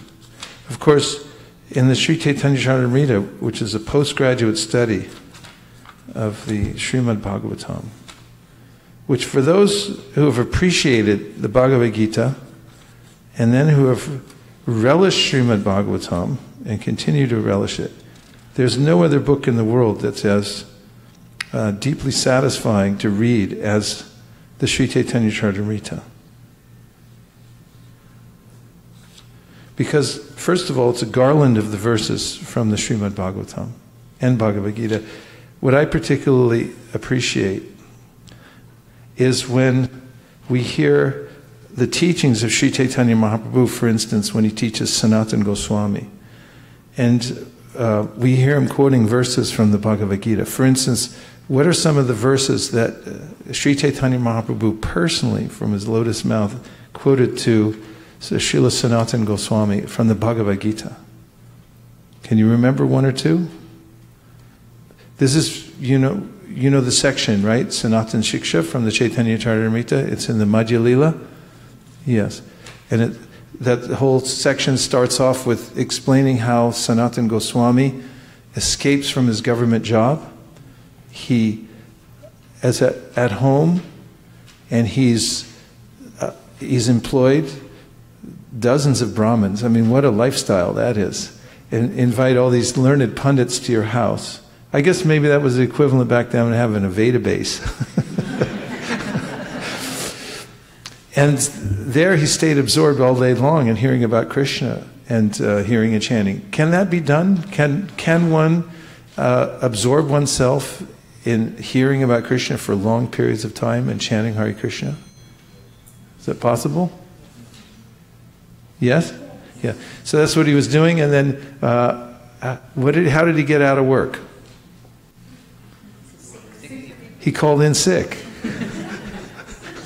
Has anybody ever done that? Turn the camera off for a second. Has anybody ever done that to come to Janmashtami? Yeah, okay. I hear devotees do it all the time when I'm traveling. It's like, how are you getting the day off? It's like, oh, I'm working right now. So yeah, he was home hearing and chanting. What an impetus in life when one comes to this understanding. Tasmad ekena manasa bhagavan sattvatam vati shrotavya kirtitavyascha dhyeya pujas nityada. That with one pointed attention, Bhagavatam said it, therefore I'm going to take this and I'm going to direct all my energy that I have as a little living entity, I'm going to direct it towards hearing about Krishna. And then there's reciprocation. One feels this reciprocation from Krishna from within the heart. And so Prabhupada describes one of my favorite verses and purports here in the Adi Lila. Prabhupada quotes from the Bhagavad Gita, and he's describing. Actually, this is in verse number 49, Adi Lila, chapter 1, 49. This chapter is describing the spiritual masters, and Kaviraj Goswami chronicles lists the various ways in which Krishna assists us. So he's talking about the spiritual masters. So where are those spiritual masters that he lists here? Name some of them. You're about to say? What are the different kinds of gurus? Cow, father, mother. Oh, okay. Is it that one you're asking? No, but not particularly, but I very much appreciated what you said. I was referring to the first chapter where he says, Vande Shiksha Guru. and Diksha Guru. Okay, so there's Shiksha. What kind of Shiksha gurus are there? One who gives knowledge. What? Go ahead. One who gives knowledge. Yeah, one who gives knowledge. So in this first chapter, we notice that who's Chintamani, by the way? Is one of the gurus of the most famous Bilva Mangal Thakur? Who was Chintamani? Prostitute. That's a prostitute. It was his girlfriend. And he used to go see her all the time. And she changed his life. How did she do that? She said, "What are you doing?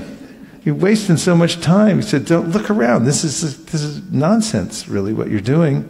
He said, you should, if you gave this much energy, the kind of affection you show to me and the impetus you have to come to see me, which is inordinate, then if you gave that, even a fraction of that, to worshiping Krishna, then you'd really have something. And then what happened? Changed his life. He changed his mind. So he honors her in his writings. He says, Chintamani, what kind of guru is she? Vardhamana Paradakshika Guru, the kind that shows you the path in the first place. And then there's, you name Shiksha Gurus. There's many gurus that give instruction. Then Diksha Guru, one who gives what? And what does that mean? Giving what? The mantra. Give the mantra. And so, which is more important? The Shiksha or the Diksha Guru? Which is more important, the one who plants the seed or the one who waters it? Okay, so in this verse, which is verse number 49, Prabhupada quotes from, oh look, you put that up there, let's read it. All glories to Chintamani and my initiating spiritual master Somagiri. All glories to my instructing spiritual master, the Supreme Personality of Godhead, who wears peacock feathers in his crown. Under the shade of his lotus feet, which are like desire trees, Jaya Shri Radharani enjoys the transcendental mellow of an eternal consort. Now looking at 49, this is a verse quoted. Tesham satata yuktanam bhajatam priti purvakam dadami buddhi yogam tam enamam upayanti te. To those who are constantly devoted to serving me with love, I give the understanding by which they can come to me. Purport. This verse of the Bhagavad Gita 10.10 clearly states how Govindadev instructs his bona fide devotee. The Lord declares that by enlightenment in theistic knowledge, he awards attachment for him to those who constantly engage in his transcendental loving service. This awakening of divine consciousness enthralls a devotee, look up the word enthralled please, who thus relishes his eternal transcendental mellow. Such an awakening is awarded only to those convinced by devotional service about the transcendental nature of the personality of Godhead. They know that the supreme truth, the all-spiritual and all-powerful person, is one without a second and has fully transcendental senses. He is the fountainhead of all emanations. Such pure devotees, always merged in knowledge of Krishna and absorbed in Krishna consciousness, exchange thoughts and realizations as great scientists exchange their views and discuss the results of their research in scientific academies. Such exchanges of thoughts in regard to Krishna give pleasure to the Lord, who therefore favors such devotees with all enlightenment. And this kind of exchange goes on with devotees. This is mentioned by Krishna himself in the Bhagavad Gita where? 10th chapter, correct. What's verse? Okay, give her the, she's ready to go. Machita madgata prana bodhayantas parasparam katayantascha mam nityam tushanti cha ramanti cha. Now break it down for us. Give us some word for word without looking on the board. Like my I can give the meaning. I don't know if my devotees are always conversing about me and talking about me, and they always talk about me, katayantascha mam nityam, and that's how they get happy. It's interesting, right? Katayantascha mam nityam. Their kata is what kind of kata? About Krishna. That's the best kind of kata, right? What's the other kind of katas? Gramya kata. What's Gramya kata? Gossip. What is it? Gossip. What does it mean, Gramya kata? Facebook. Well, there's a lot of good things on Facebook. What else what does Gramya kata mean? Not related to village talk. What's village talk mean? Who did what to whom, when, how, things like that? Yeah. Okay, good. Yeah, Krishna says this is what the devotees do. Tushanti cha ramanti cha. They get satisfaction and they feel bliss. Getting together and talking. And here, in this last sentence of the purport that we just looked at from the Adi-li, the first chapter, and the last sentence from the purport we were just looking at before we looked at this one. I was just seeing if he's listening. It says, such exchanges of thoughts in regard to Krishna give pleasure to the Lord, who therefore favors such devotees with all enlightenment. So there's a synergy. When the devotees come together to talk about Krishna and discuss his activities and the philosophy, then he favors those devotees with enlightenment. He's there within the heart. He participates. Shrinvatam swa kata Krishna punya shravana kirtana hridyantaksto hibadrani vidunoti suhritsatam. Lord Sri Krishna, who is the Paramatma, the super soul in everyone's heart, and the benefactor of the truth of a devotee, cleanses desire for material enjoyment from the heart of the devotee who relishes his messages, which are in themselves when properly heard and chanted. Yeah. So if you properly hear and chant, you come together and properly hear and chant, Krishna helps you to remove. So he favors the devotees with all enlightenment by this process. And what does it mean to be enthralled, Shraddha? So enthrall is a verb which means capture the fascinating attention of. For example, she had been so enthralled by the adventure that she hardly noticed the cold. Wow. And where does it come from? It comes from late Middle English in the sense of enslave, and also from enthrall, which is in as an intensifier, and then the word thrall. And the word thrall is actually the state of being in someone's power or having great power over someone. For example, she was enthralled to her abusive husband. Okay. Slave, a servant, or captive. Slave and the thrall. So who wants to extend the metaphor a little bit? Let's give it to the kids.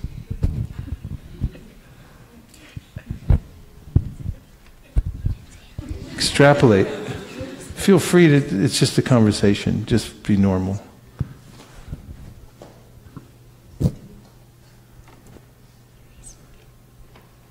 What did you get out of that definition? What did you hear in the definition of enthrall that sounded interesting?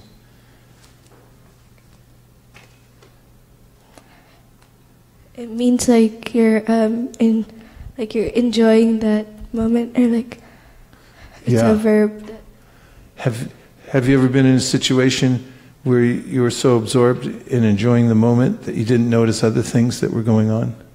Yeah. Can you remember something like that? A lot of times in the kirtan, I enjoy it a lot. Yeah. So, anything else from the definition? Want to hear it again? The meaning of the word.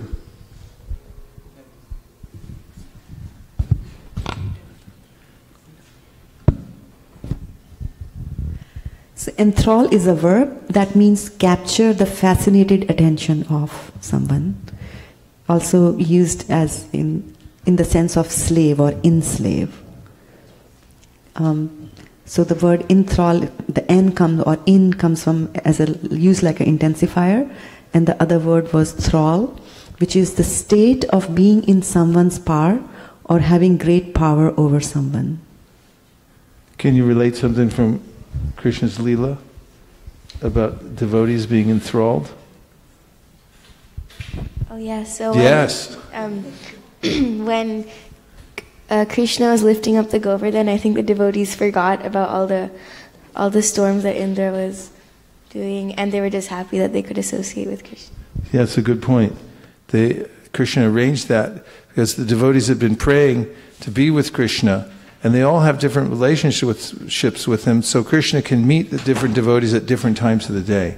For instance, he's with Yashoda, especially in the morning time. She's getting him ready for the day, bathing him, feeding him, dressing him, and very happy to be with him. Then he leaves for the house. In the Bhagavatam, there's an extended description of how she goes after him about 6, 7, 8 times to ask if he's got his lunch, to warn him about not getting into the sticker bushes, which actually weren't sticker bushes. He was sneaking out at night and getting scratched by his girlfriends.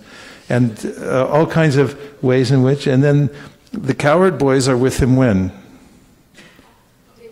In the daytime. He goes out in the forest with them, and then he's with them, and then in the village, everybody's waiting for him to come back. There's a description in the Bhagavatam when Krishna comes back in the afternoon, everyone sees a dark cloud. What is that dark cloud coming that makes them happy? So dust of the hooves of the calves and cows, and they become very happy because they see Krishna's coming back. So all day long, they've been enthralled thinking about when's Krishna going to come back. And when he finally comes back, then he's with his family again. And what about at night? After he comes back and supposedly goes to sleep, then what happens? He sneaks out. Does he ever sleep? Not really. Vrindavan is the town that never sleeps. And so he goes out and he plays with his girlfriends at night, comes back. So in Govardhan, that's the time when he lifted Govardhan Hill, and all the devotees were with him at the same time. And Krishna's exchanging love through his various relationships, in his various relationships with the devotees all simultaneously. For how many days? Does that constitute being enthralled? Say yes in the microphone. Yes. Thank you very much. There's evidence. So, yes, Shraddha was going to say something. I was also thinking about the last verse in Shikshastakam, where it says, he can do anything that he wants to do with me, but still only he and only he is the Lord of my heart. So it's kind of like a little bit of same mentalities there. Yes, thank you. And who's felt enthrallment in their particular service here at ISV? Yes? Yes. 2 back there, please pass the mic back.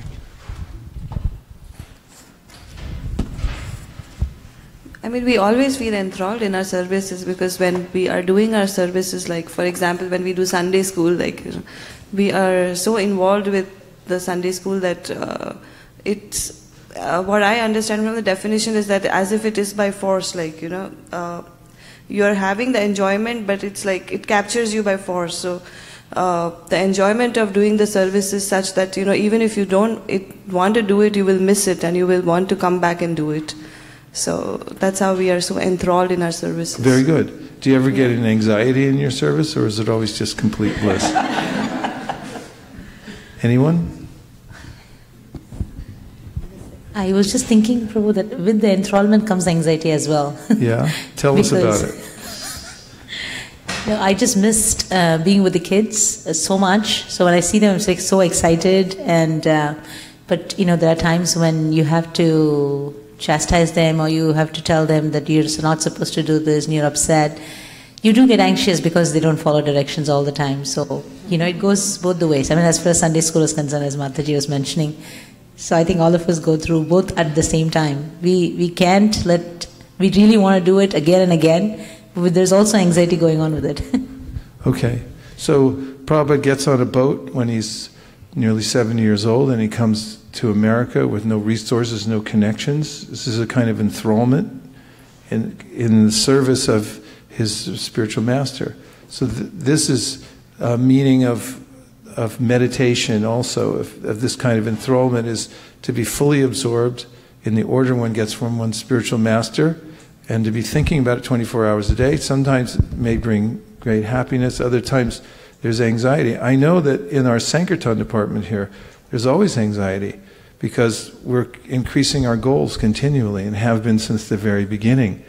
And we're not sure exactly how we're going to reach them each time. And is there any kind of enthrallment or an anxiety in that? Do we feel a slave to reaching our goals? Say yes. Thank you. You have something to offer here. Go ahead. I was remembering the example that it's like drinking a boiling hot sugarcane juice because it's sweet at the same time, but you can't stop drinking it even though you're getting burned by it. So. Yes, and this is a description of Krishna's Leela.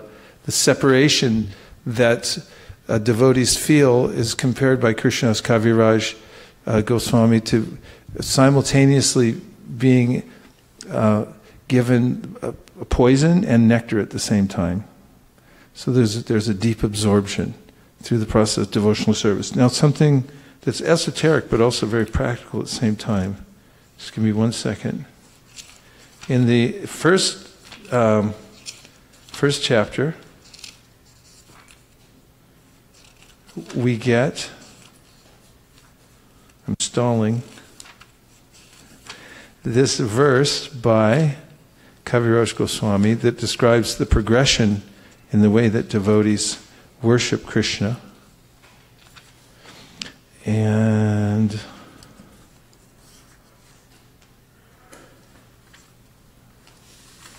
it mentions the 3 main deities of Vrindavan. Could you please name them? Radha Madan Mohan and Radha Govinda, Radha Gopinatha. Okay, so Radha Madan Mohan, Radha Govinda, Radha Gopinatha. I'm going to read you a purport now from the first chapter of Adi Leela, text 19, and then we're going to sing this song. Could you show it to the Ramananda Saka to see if you can find it for us in the meantime? 18 Thakur Godi Jake Karya Chena Atmasat 18 Era Charara Vandon Tene Mornat.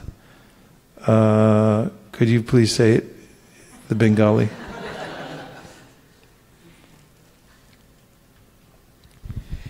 এই তিন ঠাকুর গৌরিয়াকে করিয়াছেন আত্মসাৎ এ তিনেরও চরণ বন্দন তিনে মোর Nath. Okay. These 3 deities of Vrindavan, Madan Mohan, Govinda, and Gopinath, have absorbed the heart and soul of the Gaudiya Vaishnava, followers of Lord Chaitanya. I worship their lotus feet, for they are lords of my heart. Purport. The author of Sri Chaitanya Charitamrita offers his respectful obeisances unto the 3 deities of Vrindavan, named Sri Madan Mohan, Sri Radha Govinda Dev, and Sri Radha Govindaji, Gopinathji. These 3 deities are the life and soul of the Bengali Vaishnavas, or Gaudiya Vaishnavas, who have a natural aptitude for residing in Vrindavan. The Gaudiya Vaishnavas who follow strictly in the line of Sri Chaitanya Mahaprabhu worship the divinity by chanting transcendental sounds meant to develop a sense of one's transcendental relationship with the Supreme Lord, a reciprocation of mellows, rasas, of mutual affection, and ultimately the achievement of the desired success in loving service. These 3 deities are worshipped in 3 different stages of one's development. The followers of Sri Chaitanya Mahaprabhu scrupulously follow these principles of approach. Is everyone okay? Keep going.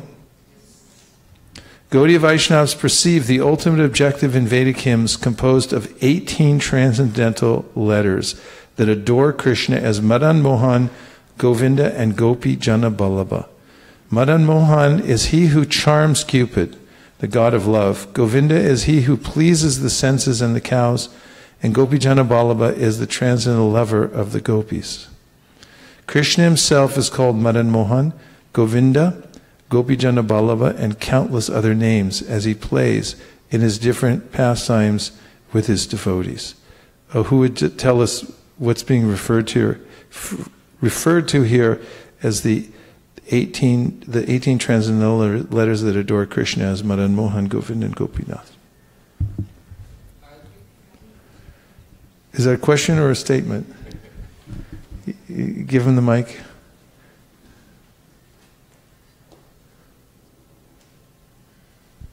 Is that the Gayatri mantra, Prabhuji? Well, yeah. The Hare Krishna Mahamantra. But it's our Sampradaya mantra that we receive, right? It's yes. in the Brahma Samhita, is that the one? It's in the Brahma Samhita, yeah. The one that Brahma. But don't tell anybody. Yeah. Because it's secret. Can you say anything more about the mantras, the esoteric mantras? So these mantras are passed down from spiritual master to disciple, and they have the potency. Each of the mantras has its own sambandha, avideya, and prayojana. So each mantra has certain sections that call out for the three deities, and that's how each of these Gayatri mantras have Madan Mohan, Govinda, and Gopinath, who are the Sambandha, Abhideya, and Prayojana deities for our life. Thank you very much. Do you have more to say? You were going to say more. No, I was just referring to that mantra, that how the three names come in that. So Sachinandan Swami's book, he explains that. Tasya Saraswati, Kama Krishnaya Govinda, He Gopijana Itipi, Vallabhaya Priyavanir Mantram Te Dasati Priyam, Tapastam Tapa Etena, Tava Siddhir Bhavishyati. By chanting these mantras, Divya Saraswati comes before Brahma and says, take this mantra. And then we hear that by this chanting of the mantra, one will attain all perfection. Where else do we hear an elaborate story about how one attains perfection by adhering to this mantra? Gopakumar, where's that? Briya Bhagavatamrita, yes. Just the mantra brings them all perfection. So this is a song. It's from... Did he find it? Yeah. Okay. What marks? All right.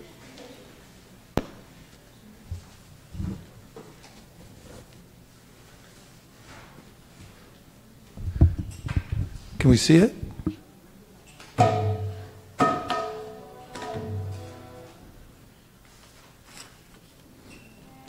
This is Brahman.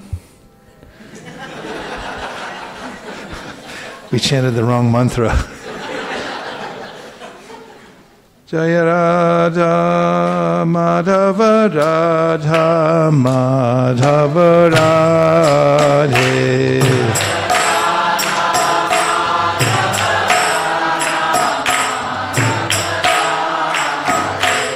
Jaya Radha Madhava Radha Madhava Radhe.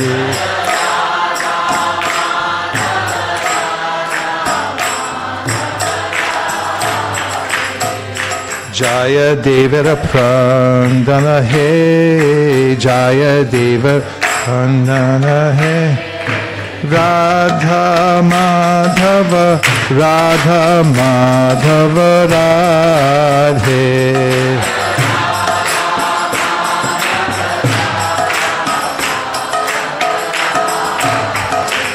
Jaya Radha Madan Gopal Radha Madana Gopal Radhe.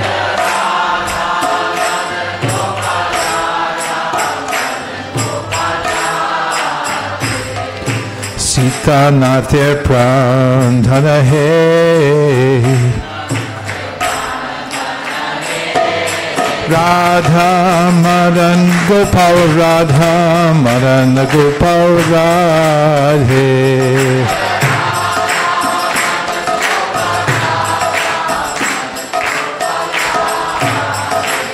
Jaya Radha Govinda Radha Govinda Radhe.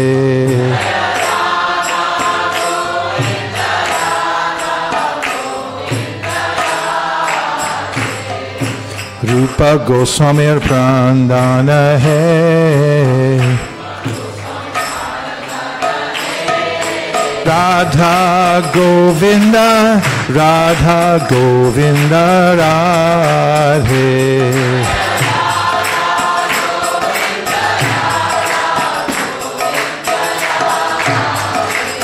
Jai Radha Madan Mohan Radha Madan Mohan Radhe.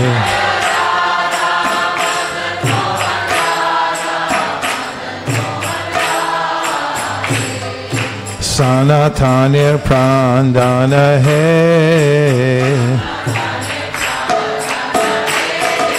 Radha Madan Mohan Radha Madan Mohan Radhe.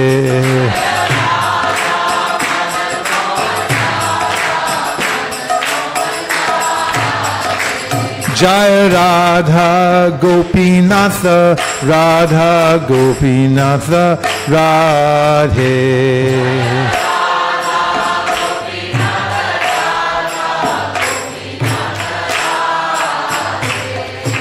Madhu Pandir Prandana hai.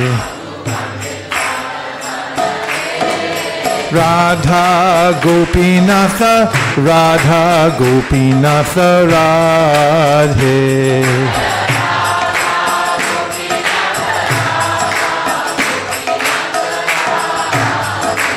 Jai Radha Damodara Radha Damodara Radhe.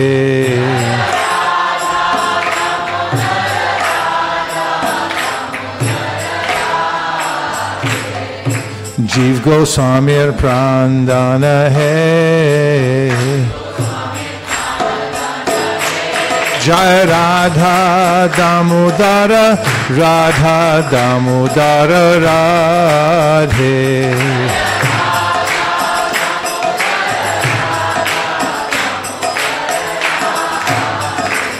Jai Radha Ramana Radha Ramana Radhe.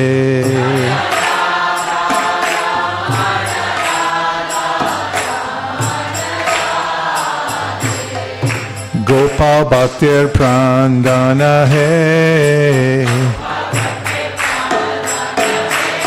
Jai Radha Ramana Radha Ramana Radhe.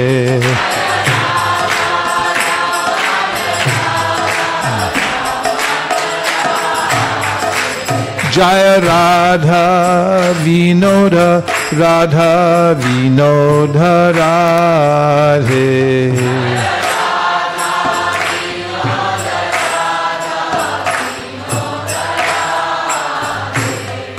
Lokanathir Pranana hai. Jai Radha Vinoda Radha Vinoda Radhe.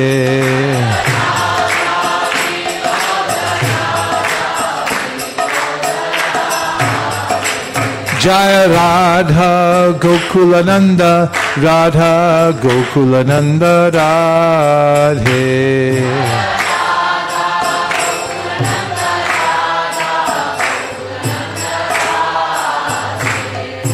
Vishwanathir Prandana hai. Jai Radha Gokulananda Radha Gokulananda Radhe.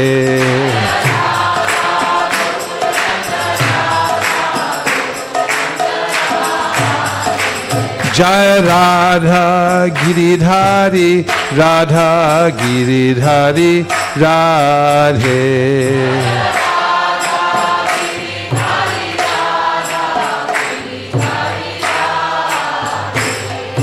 Das Goswamir Prandana Hai.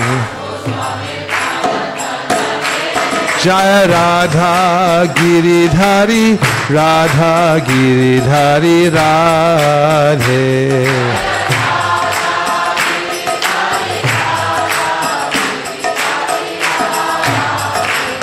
Jaya Radha Giridhari, Radha Giridhari Radhe.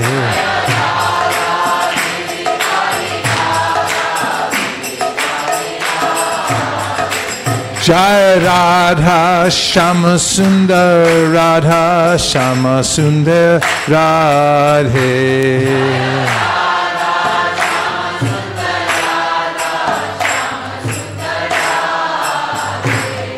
Shama Nandir Prandana Hai. Jai Radha Shama Sundar, Radha Shama Sundar Radhe.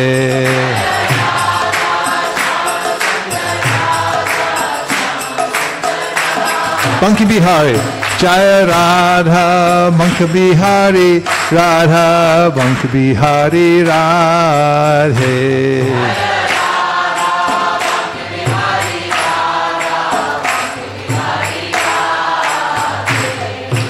Hari Dasya Prandana Hai.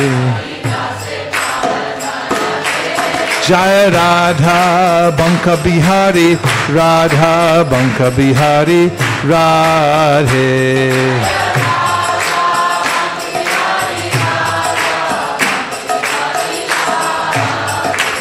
Jai Radha Kanta, Radha Kanta Radhe.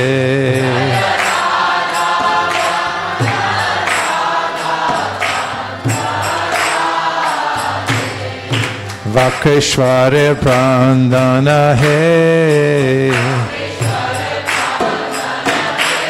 Jai Radha Kanta, Radha Kanta Radhe.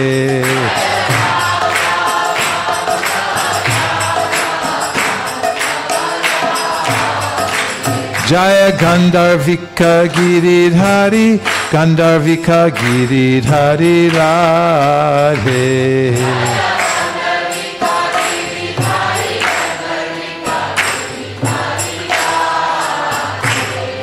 Saraswatir Prandana Hai. Jaya Radha, Jaya Gandharvika Giridhari, Gandharvika Giridhari Radhe.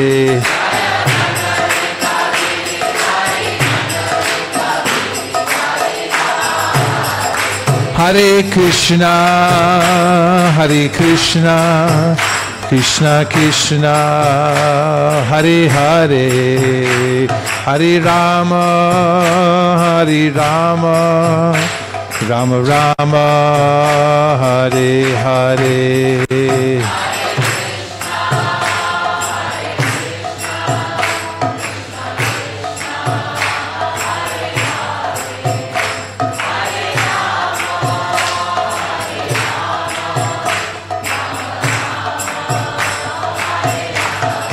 Hare Krishna, Hare Krishna, Krishna Krishna, Hare Hare, Hare Rama, Hare Rama, Rama Rama, Hare Hare.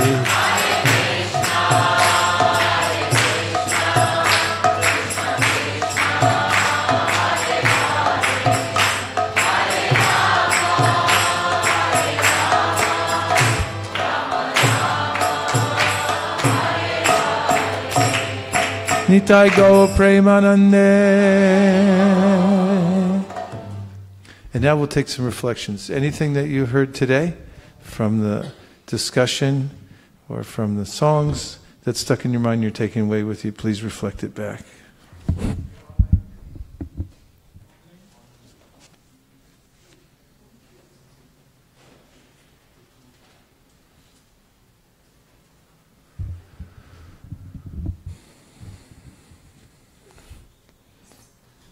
So we have a blessings from His Grace Rameshwar Prabhu and Jai Rameshwar Prabhu ki jai. And he's giving his comment. How can any observe, not love, and be completely attracted to this community of devotees?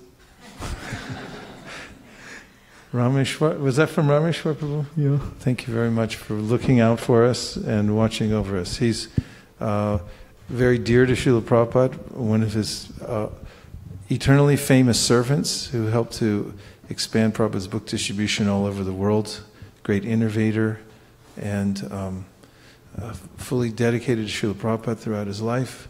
So we thank him for looking in on us and giving us his auspicious glance and blessings. Hare And Krishna. He has also one comment.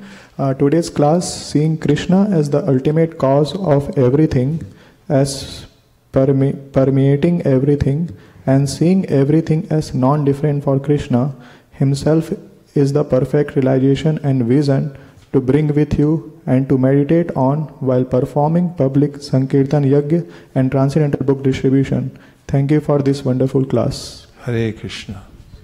Thank you. Vaisesika Shiromani.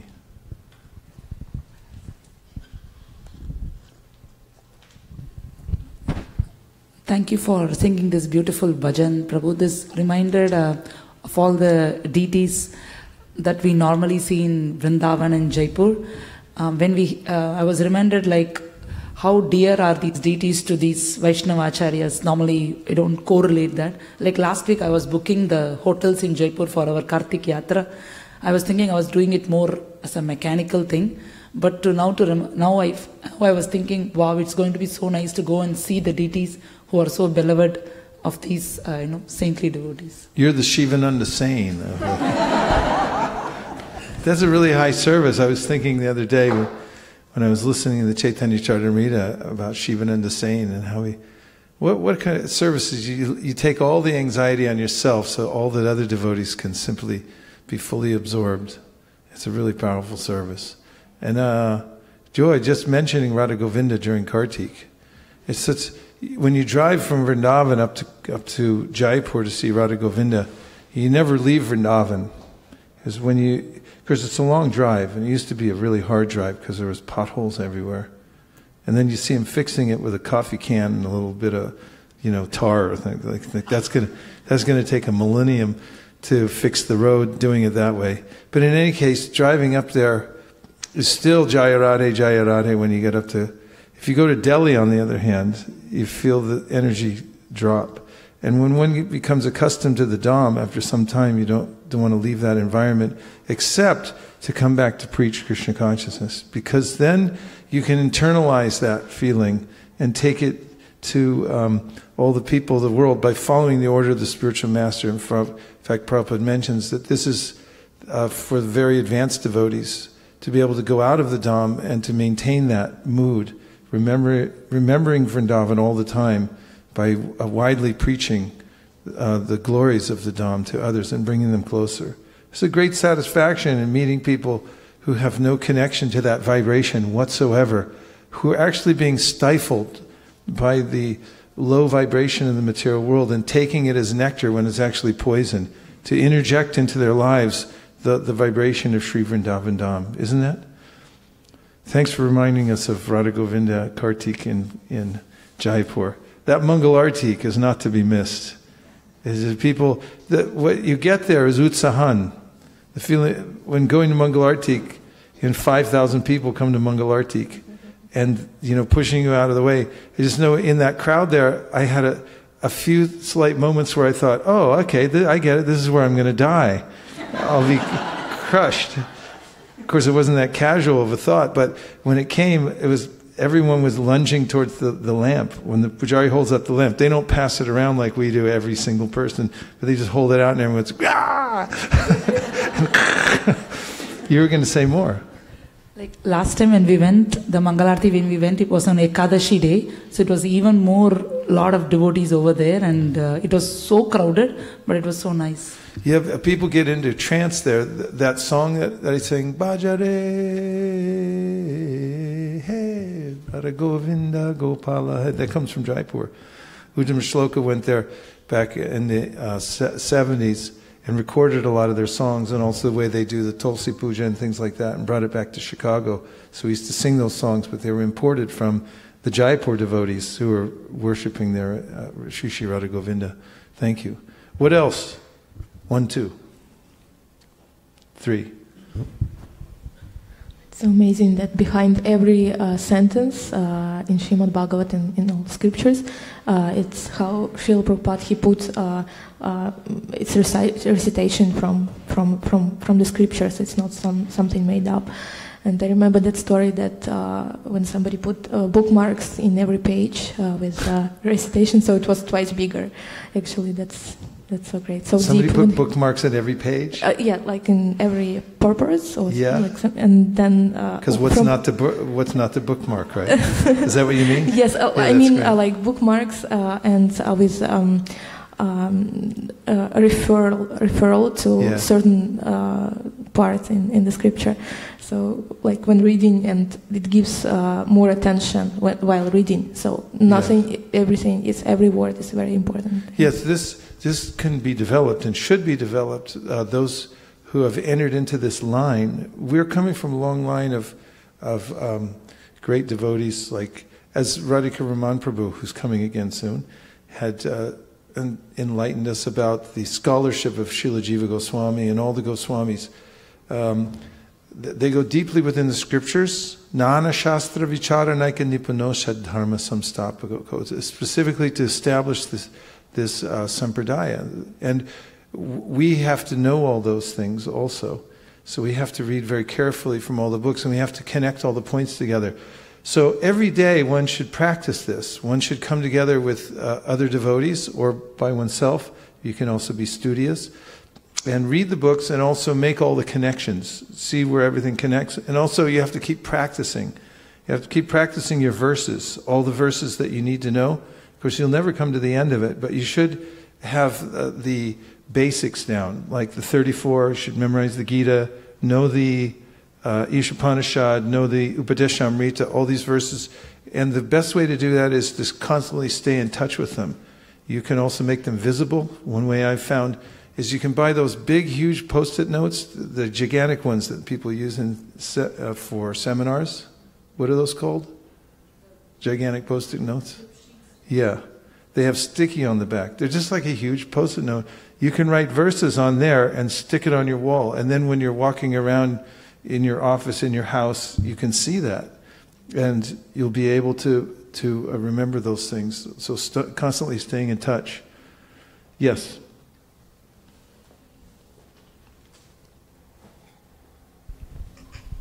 Thank you very much for the class, Maharaj. I'm totally enthralled by it. So I like the point about absolute truth and relative truth, and how the relative truth is dependent on the absolute truth. Absolute truth is compared to the sun. Relative truth is darkness, and as well as the reflection of the sun. So all the comparisons, that was really, it struck me very much. What a complete philosophy, right? And then we heard that from the purport of the invocation of the Sri Upanishad, that all forms of incompleteness are experienced due to incomplete knowledge of the complete whole. And this is a panacea because we have complete knowledge. There are other philosophies around the world that teach about God, and they're meritorious, all of them.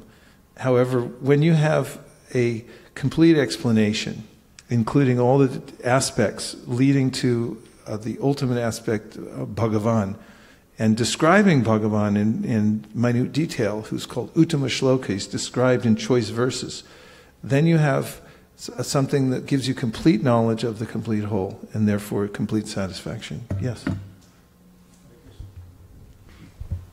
Hare Krishna, Guru Maharaj, welcome back. Thank you. I really like the point where Lord Krishna gave message to Brahmaji and saying that, anything you see which is not connected to me is simply a fake out, basically. So I was wondering, in this material world we see all these things, and by this message now we understand that this is all fake out and people are just bewildered by the, illusory energy. So yeah, even the demigods, as said in the first verse of the Bhagavatam, that even the devas are bewildered by this illusory energy. And Krishna is controlling the whole thing. So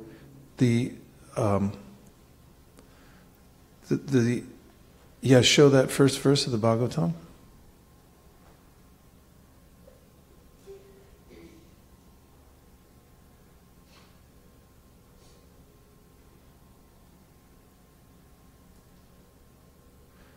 Janmadhyasya yaton vayad itaratash charateshva vignaha swarat. Teni brahmahrida ya adikavaye huhyanti yatsureha. So that verse, adikavaye huhyanti yatsureha. Sureha means the demigods, and huhyanti means they're bewildered. So the energy through which even the great demigods like Lord Brahma become bewildered. He tried to impose his mystic power upon Krishna, and Krishna then showed him his unlimited power, thus bewildering Brahma, who became very humble. Yes? That's in the Brahma Vimohana Lila.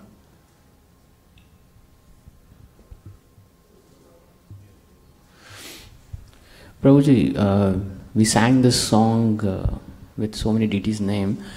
So I had one question on that. Can I ask? Okay.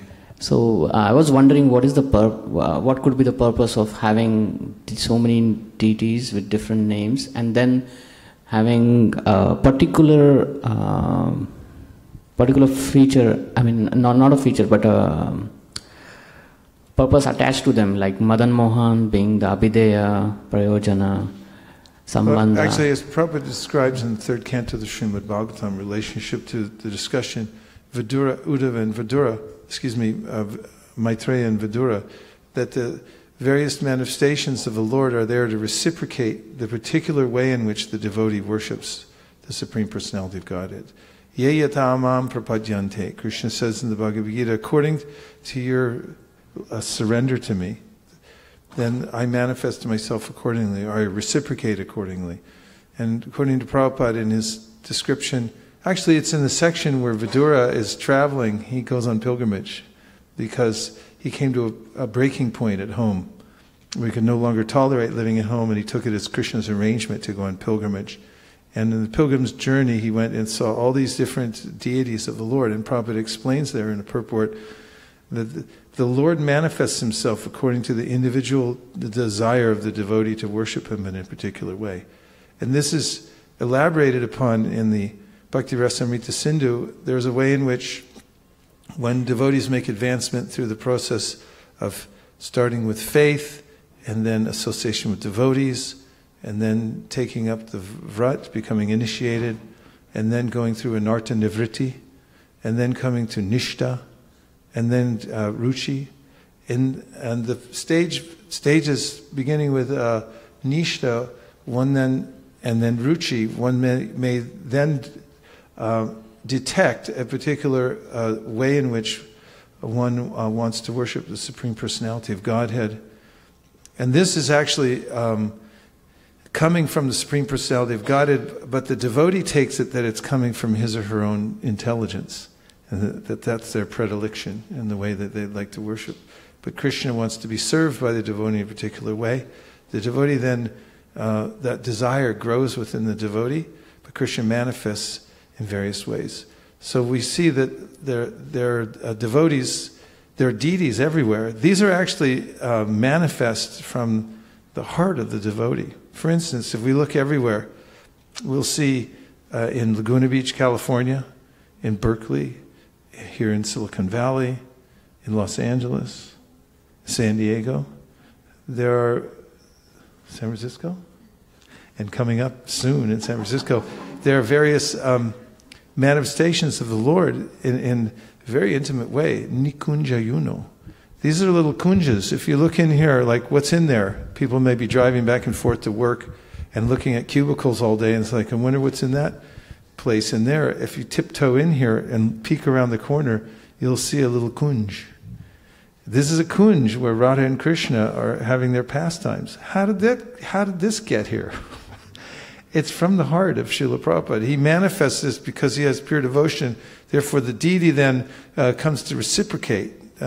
So therefore, along with all these deities that you hear about in this song, then you hear Jiva Goswami, then you hear Vishwanath Chakravarti Thakur, Srila Bhaktisiddhanta Saraswati Thakur. So the pure devotee then manifest these, and their worship is going on demonstratively, and then everyone else can benefit from that.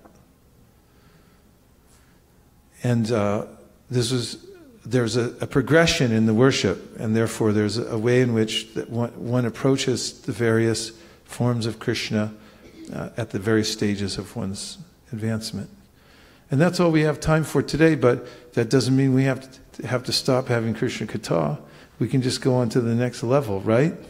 And in this way, we can follow Srila Rupa Goswami's advice to organize life around the principle of constantly hearing and chanting about Krishna. Whether you're going to work or you're going to the temple, either way you can stay in contact with Krishna. And we thank everybody this morning for joining us on the internet. All of you who have come here to as part of the live studio audience here at ISV. Let's turn to the cameras and say Hare Krishna. Hare Krishna! Thank you very much. And now we're going to have a Guru Puja. We're going to worship the founder Acharya of ISKCON, His Divine Grace A.C. Bhaktivedanta Swami Prabhupada, in a grand ceremony where we offer flowers and a particularly selected song, Guru Vandana. And then after that we'll have kirtan and prasad for everybody in Silicon Valley. Whether everyone comes or not, that's their choice, but we're ready for them at any time. Thank you very much.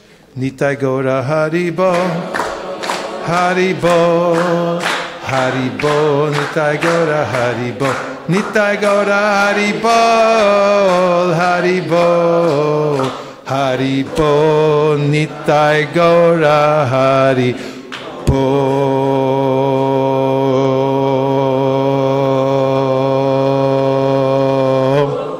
Vanchakalpadurvascha kripasnaveva patitanam bhavanibhyo vaishnavebhyo namo namaha nandakoti vaishnaviniki jai.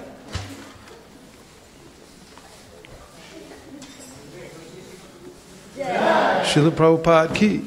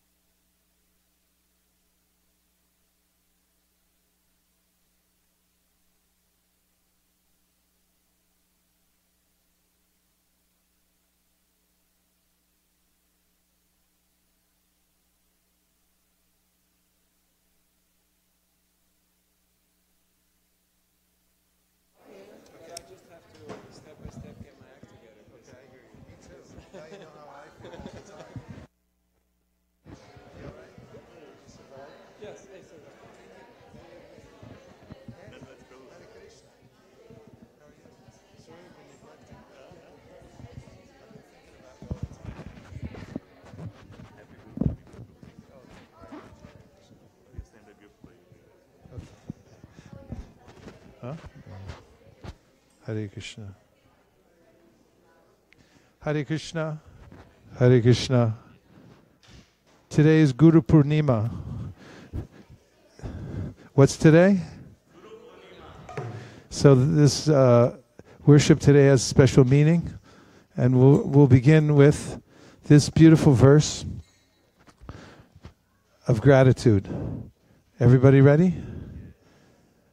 Namashreshtam manamapi shachiputra matra sarupam Shri Rupam Tasya Grajam Uruparim Maturim Goshtavatim Radha Kundam Girivaramoho Radhika Madhavasham Prapto Yasya Pratita Kripaya Shri Gurum Tandatosmi. I bow down to the beautiful lotus feet of my spiritual master, by whose causeless mercy I have obtained the supreme holy name, the divine mantra, the service of the son of Shachi Mata, the association of Srila Swarup Damodar, Rupa Goswami and his older brothers, Sanatana Goswami. No, don't try it. Desire within my heart for the service of Sri Radhika and Madhava in Vrindavan. Hey Guru Gyanada Dinabandho Swananda Data Koranaika Sindho Hitavata Prasida Radha Pranaya Prachara.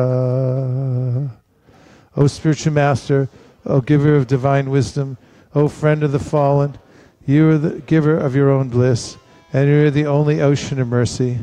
Although dwelling in Vrindavan, you have descended for the welfare of fallen souls like myself, and you are preaching the divine love of Radha for Krishna. Please be kind upon me. Translation, please. The lotus feet of our spiritual master are the only way in which we can attain pure devotional service. I bow down to his lotus feet with great awe and reverence. By his grace, one can cross the ocean of material suffering and obtain the mercy of Krishna. My only wish is to have my consciousness purified by the words emanating from his lotus mouth. Attachment to his lotus feet is the perfection that fulfills all desires. He opens my darkened eyes and fills my heart with transcendental knowledge. He is my Lord, birth after birth. From him ecstatic prema emanates. By him ignorance is destroyed. The Vedic scriptures sing of his character. Our spiritual master is the ocean of mercy, the friend of the poor, and the Lord and master of the devotees.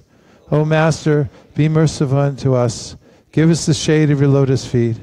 Your fame is spread all over the three worlds. Sri Guru Charana Padma Kevalabha Gati Sadma.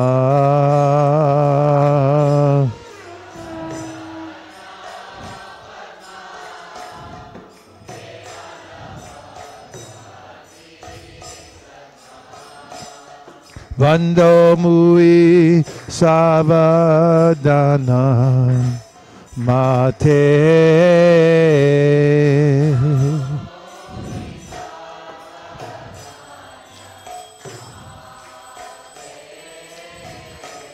Jahara Prashade Bhai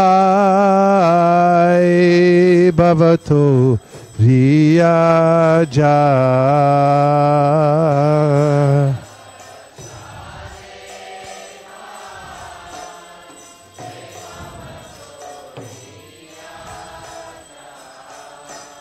Krishna Prapti Hoy Jaha Hoite.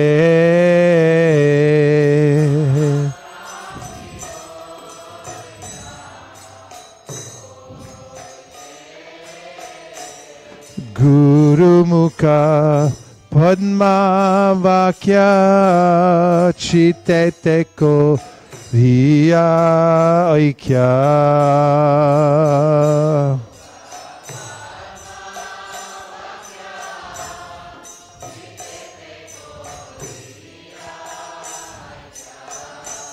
Arnakori ho mane asha.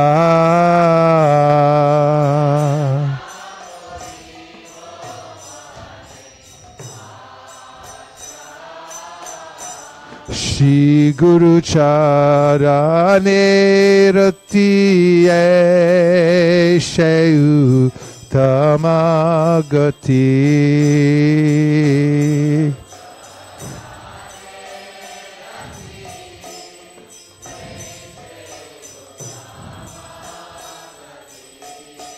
Jai Prashade Pure Sarva Asha.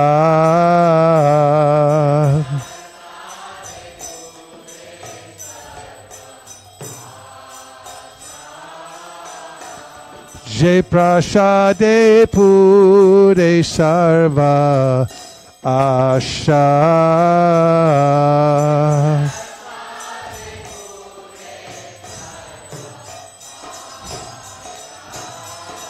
Chakudan dilo je janme janme prabhu she.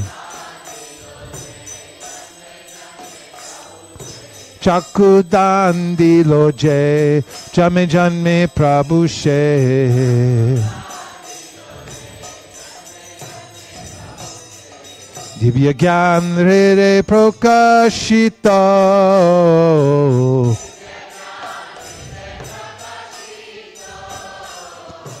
Divya Gyan Hre Prakashito.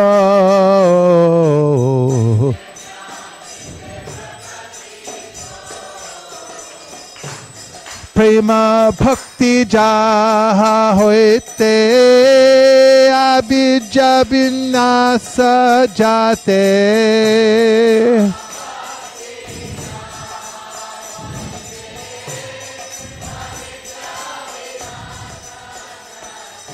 Prema Bhakti Ja Hoite Abhija Vinasa Jate.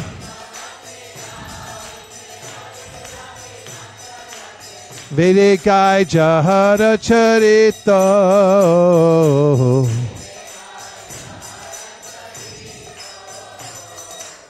Vedikai Jahara Charito.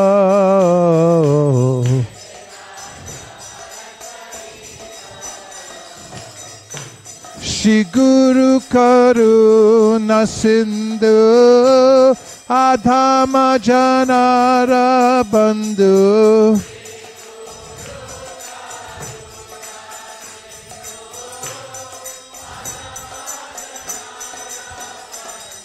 Shri Guru Karuna Sindhu Adhama Janara Bandhu.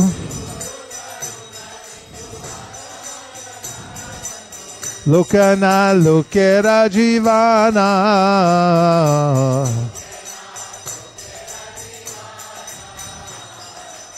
Lokana Lokera Jivana.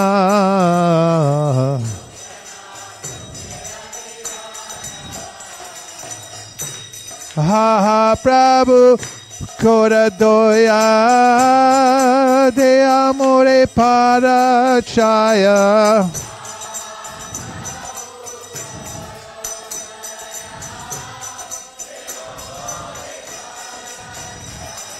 Ha Prabhu Kora Doya Deha More Pada Chaya. Ebe Jashku Shik Tribhuvana.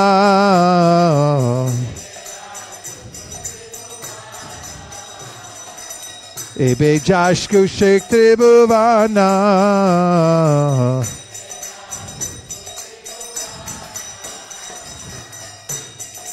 Ha ha Prabhu Kora Doya De Amore Parachaya.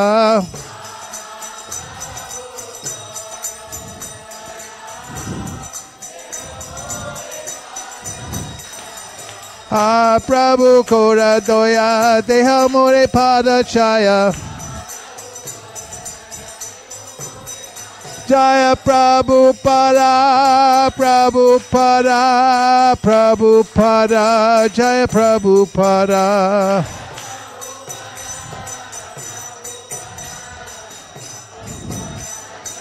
Jai Jai Prabhupada, Prabhupada, Prabhupada, Jai Jai Prabhupada.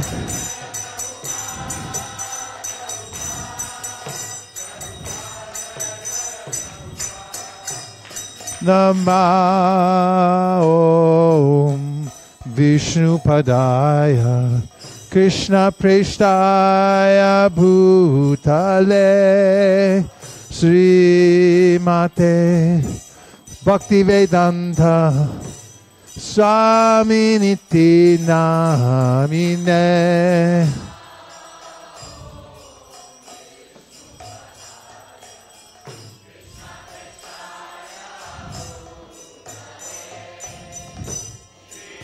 Mate Bhaktivedanta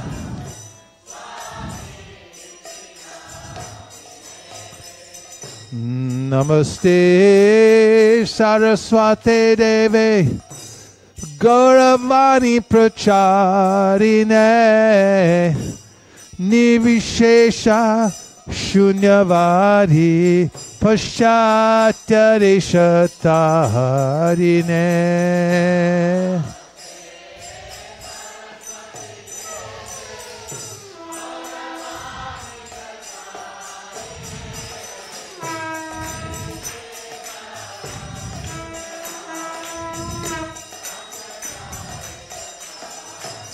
Jaya Shri Krishna Chaitanya Prabhu Nityananda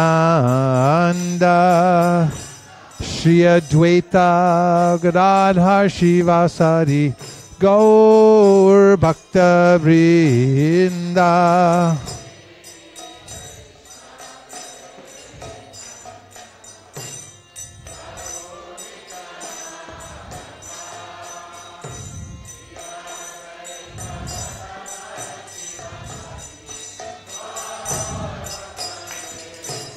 Jaya Shri Krishna Chaitanya Prabhu Nityananda Shri Advaita Gadadhar Shivasari Gaur Bhakta Vrinda.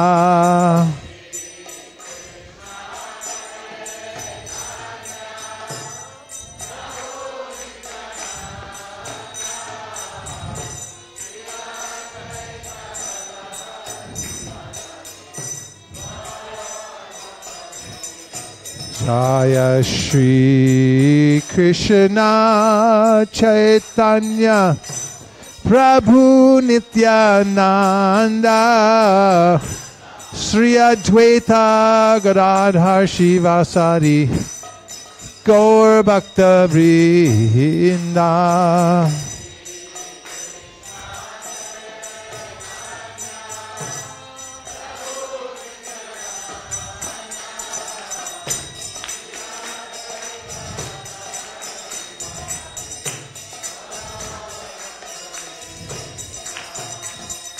Kali kukur kadan jadi chao hai.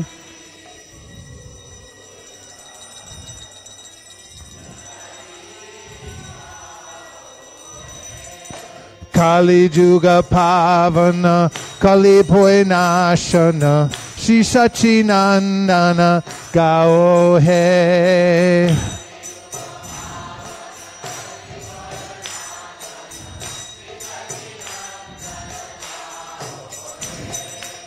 Gadadhar Madhan Nitayer Pranadhan Advaitel Prapujita Gaura.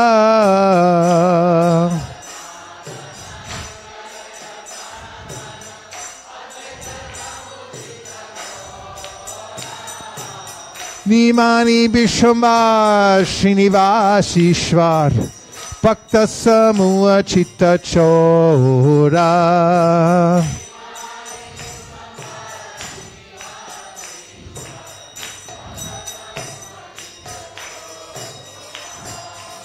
Nariya Shashadar Mayapurishwa Nam Pravartana Sura.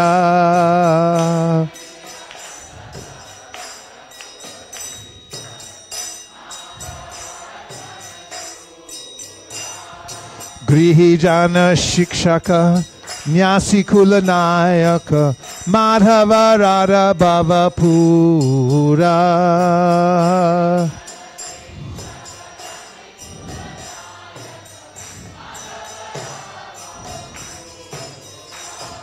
Sarvabhauma Shodhana Gajapati Tarana Ramananda Poshana Vira.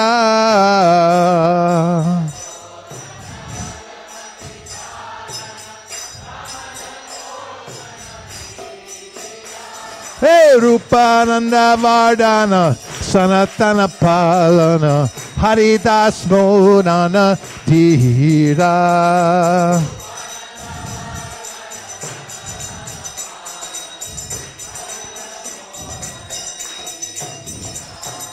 Vajras Bhavana Dushtamata Shatana Kapati Vighatana Kama.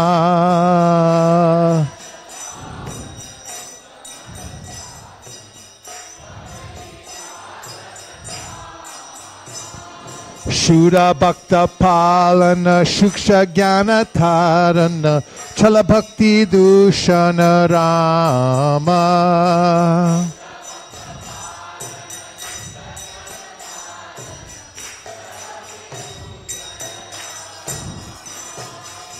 Kali Kukur Kadan Jadi Chao Hai.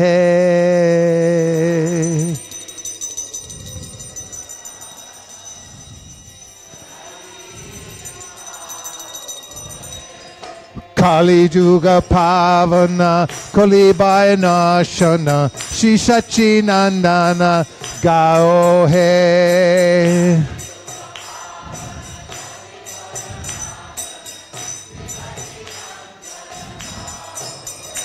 Hariharaya Namah Krishna Yadavaya Namaha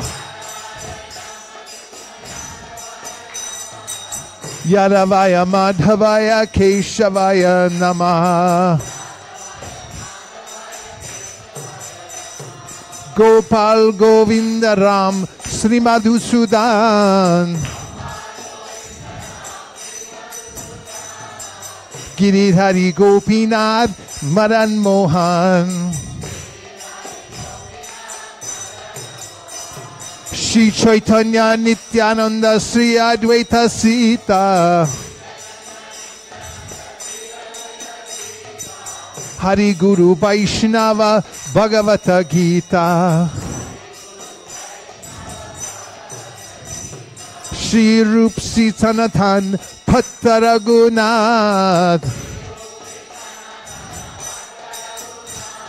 Shri Jiva Gopal Bhatta Das Raghunath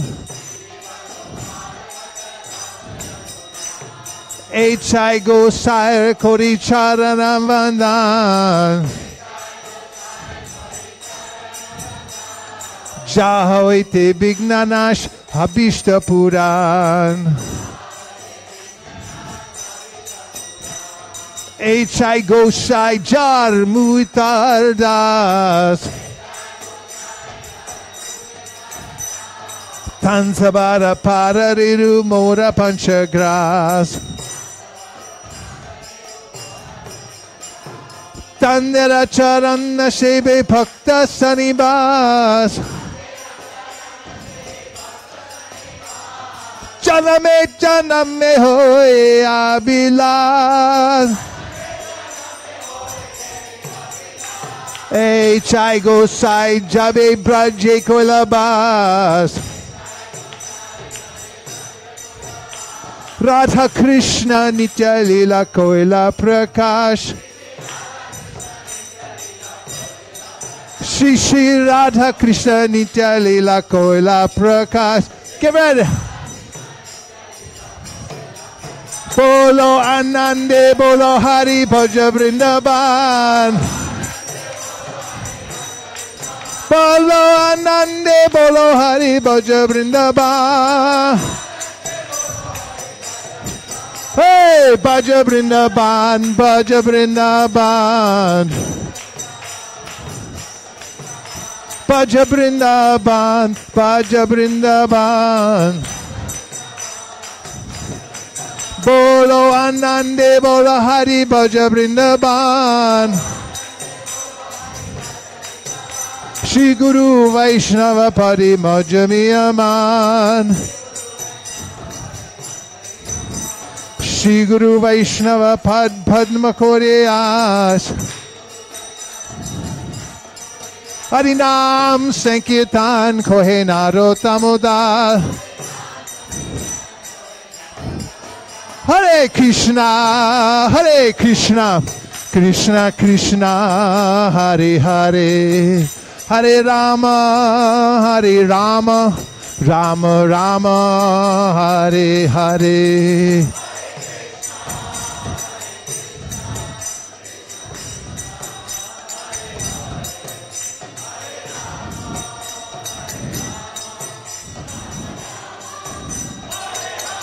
Hare Krishna, Hare Krishna, Krishna Krishna, Hare Hare, Hare Rama, Hare Rama, Rama Rama, Hare Hare.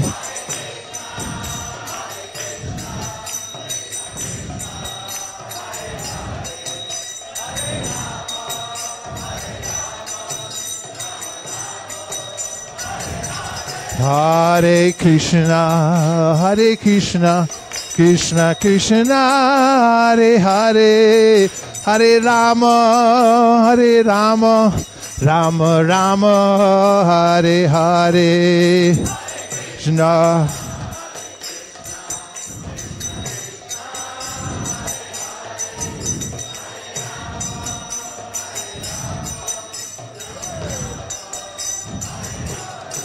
Hare Krishna, Hare Krishna, Krishna Krishna, Hare Hare, Hare Rama, Hare Rama, Rama Rama, Hare Hare. Krishna.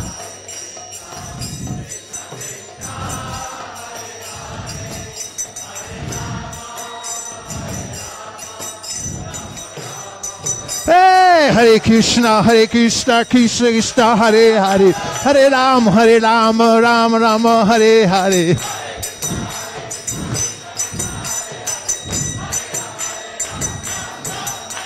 Hare Krishna, Krishna Krishna, Hare Hare, Hare Ram, Rama Rama, Hare Hare.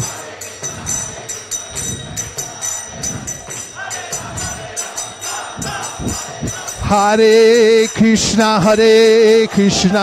Krishna Krishna, Hare Hare, Hare Rama, Rama Rama, Hare Hare.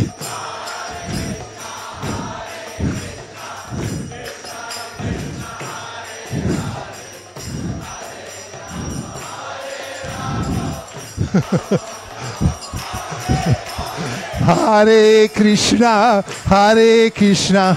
Krishna Krishna, Hare Hare, Hare Rama,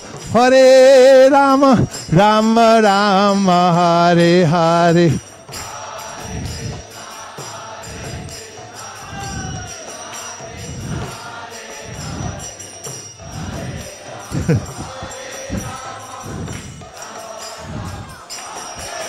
Hey, Hare Krishna, Krishna Krishna, Hare Hare, Hare Rama, Rama Rama, Hare Hare.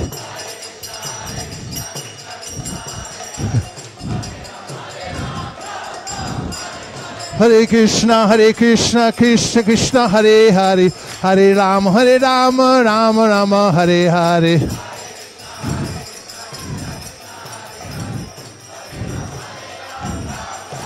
Bhajare, hey, Radha Govinda Gopala Hare.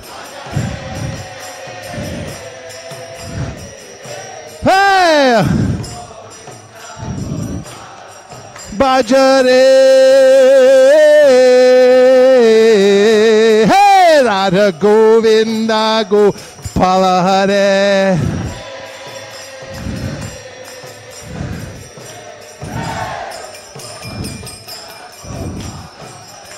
Radhe Govinda Radhe Govinda Radhe Gopala Radhe Gopala Bhajare Hey Radha Govinda Gopala Hare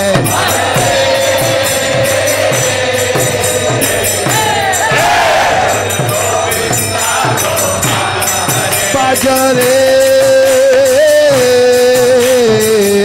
Hey Radha Govinda Gopala Hare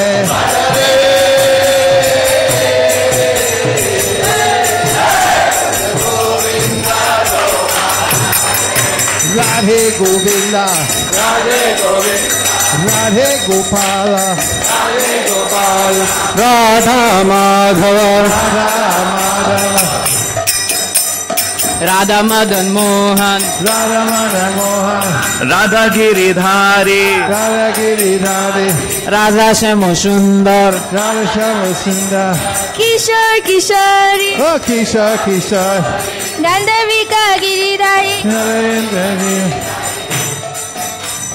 Radha Banga Bihari Radha and San Krishna Radha Madan Mohana Radha Madan Mohana Radha Baki Bihari Radha Baki Bihari Radha Madhava Radha Gopinatha Radha Radhe Govinda Radhe Govinda Radha Madhava Radha Vrindavan Chandra Radha Kunj Bihari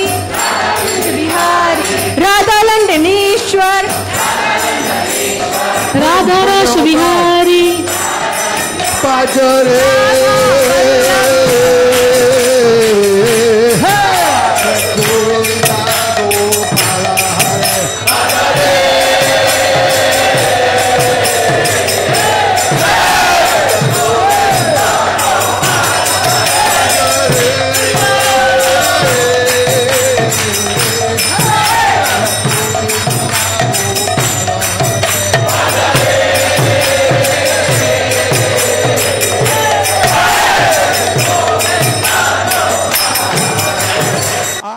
Shri Bhagavan ko mere barambara pranam hai Shri Bhagavan ko mere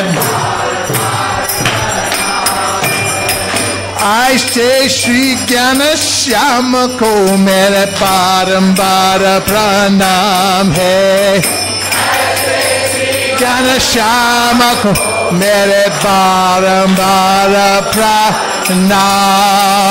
hai Go Premanande Nitai Gaura Haribo Haribo Haribo Nitai Gaura Haribo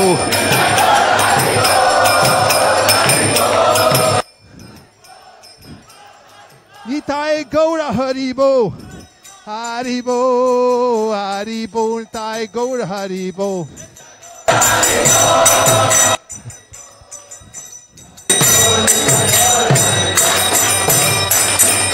Shri Harinam Sankirtan ki, Shri Harinam Mantra ki, Shri Harinam Prabhu ki, Go Premanande.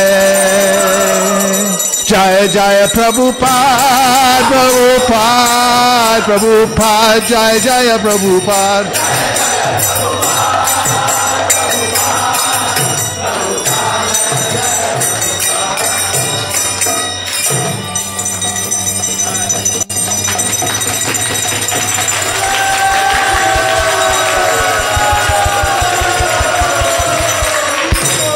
Jai Om Vishnupad Paramahamsa Parivrajacharya Stotra Srimad Abhay Charanara Vinda Bhaktivedanta Swami Maharaj Srila Prabhupada Ki Jayam Vishnupad Paramahamsa Parivrajikacharya Stotarasthi Srimad Srila Bhakti Siddhanta Saraswati Goswami Maharaj ki, Ananta Koti Vaishnavinda ki, Namacharya Srila Haridas Thakur ki, Prem Sakaho Sri Krishna Chaitanya Prabhu Nityananda Sri Advaita Gadadhara Shivasari Gaur Bhaktivinoda ki, Shri Shri Radha Krishna Gokupinath Shamakund Radhakund Giri Govardhan ki, Shri Vrindavan Dham ki, Shri Mayapur Navadip Dham ki, Shri Jagannath Puri Dham ki, Tulsi Devi Bhakti Devi ki, Jamuna Devi Ganga Devi ki, Samveda Bhakti Vrinda ki.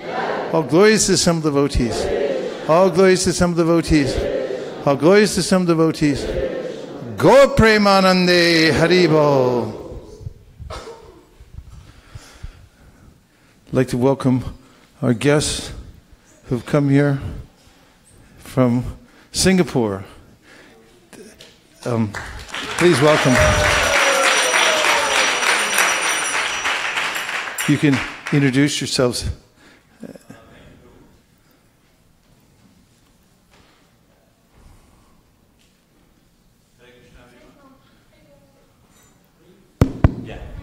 Hare Krishna everyone, my name is Sanjay Anand Krishnadas and we live in Singapore. My wife Radhika Dameshri, she's there. So we have 2 daughters as well. Unfortunately they couldn't be here this morning, they're just still sleeping in the hotel. We're going to be here a couple of weeks and then return back to Singapore. So thank you for having us here, Prabhu. Thank you so much. ISKCON Singapore ki. Gaur Premanande. Yes?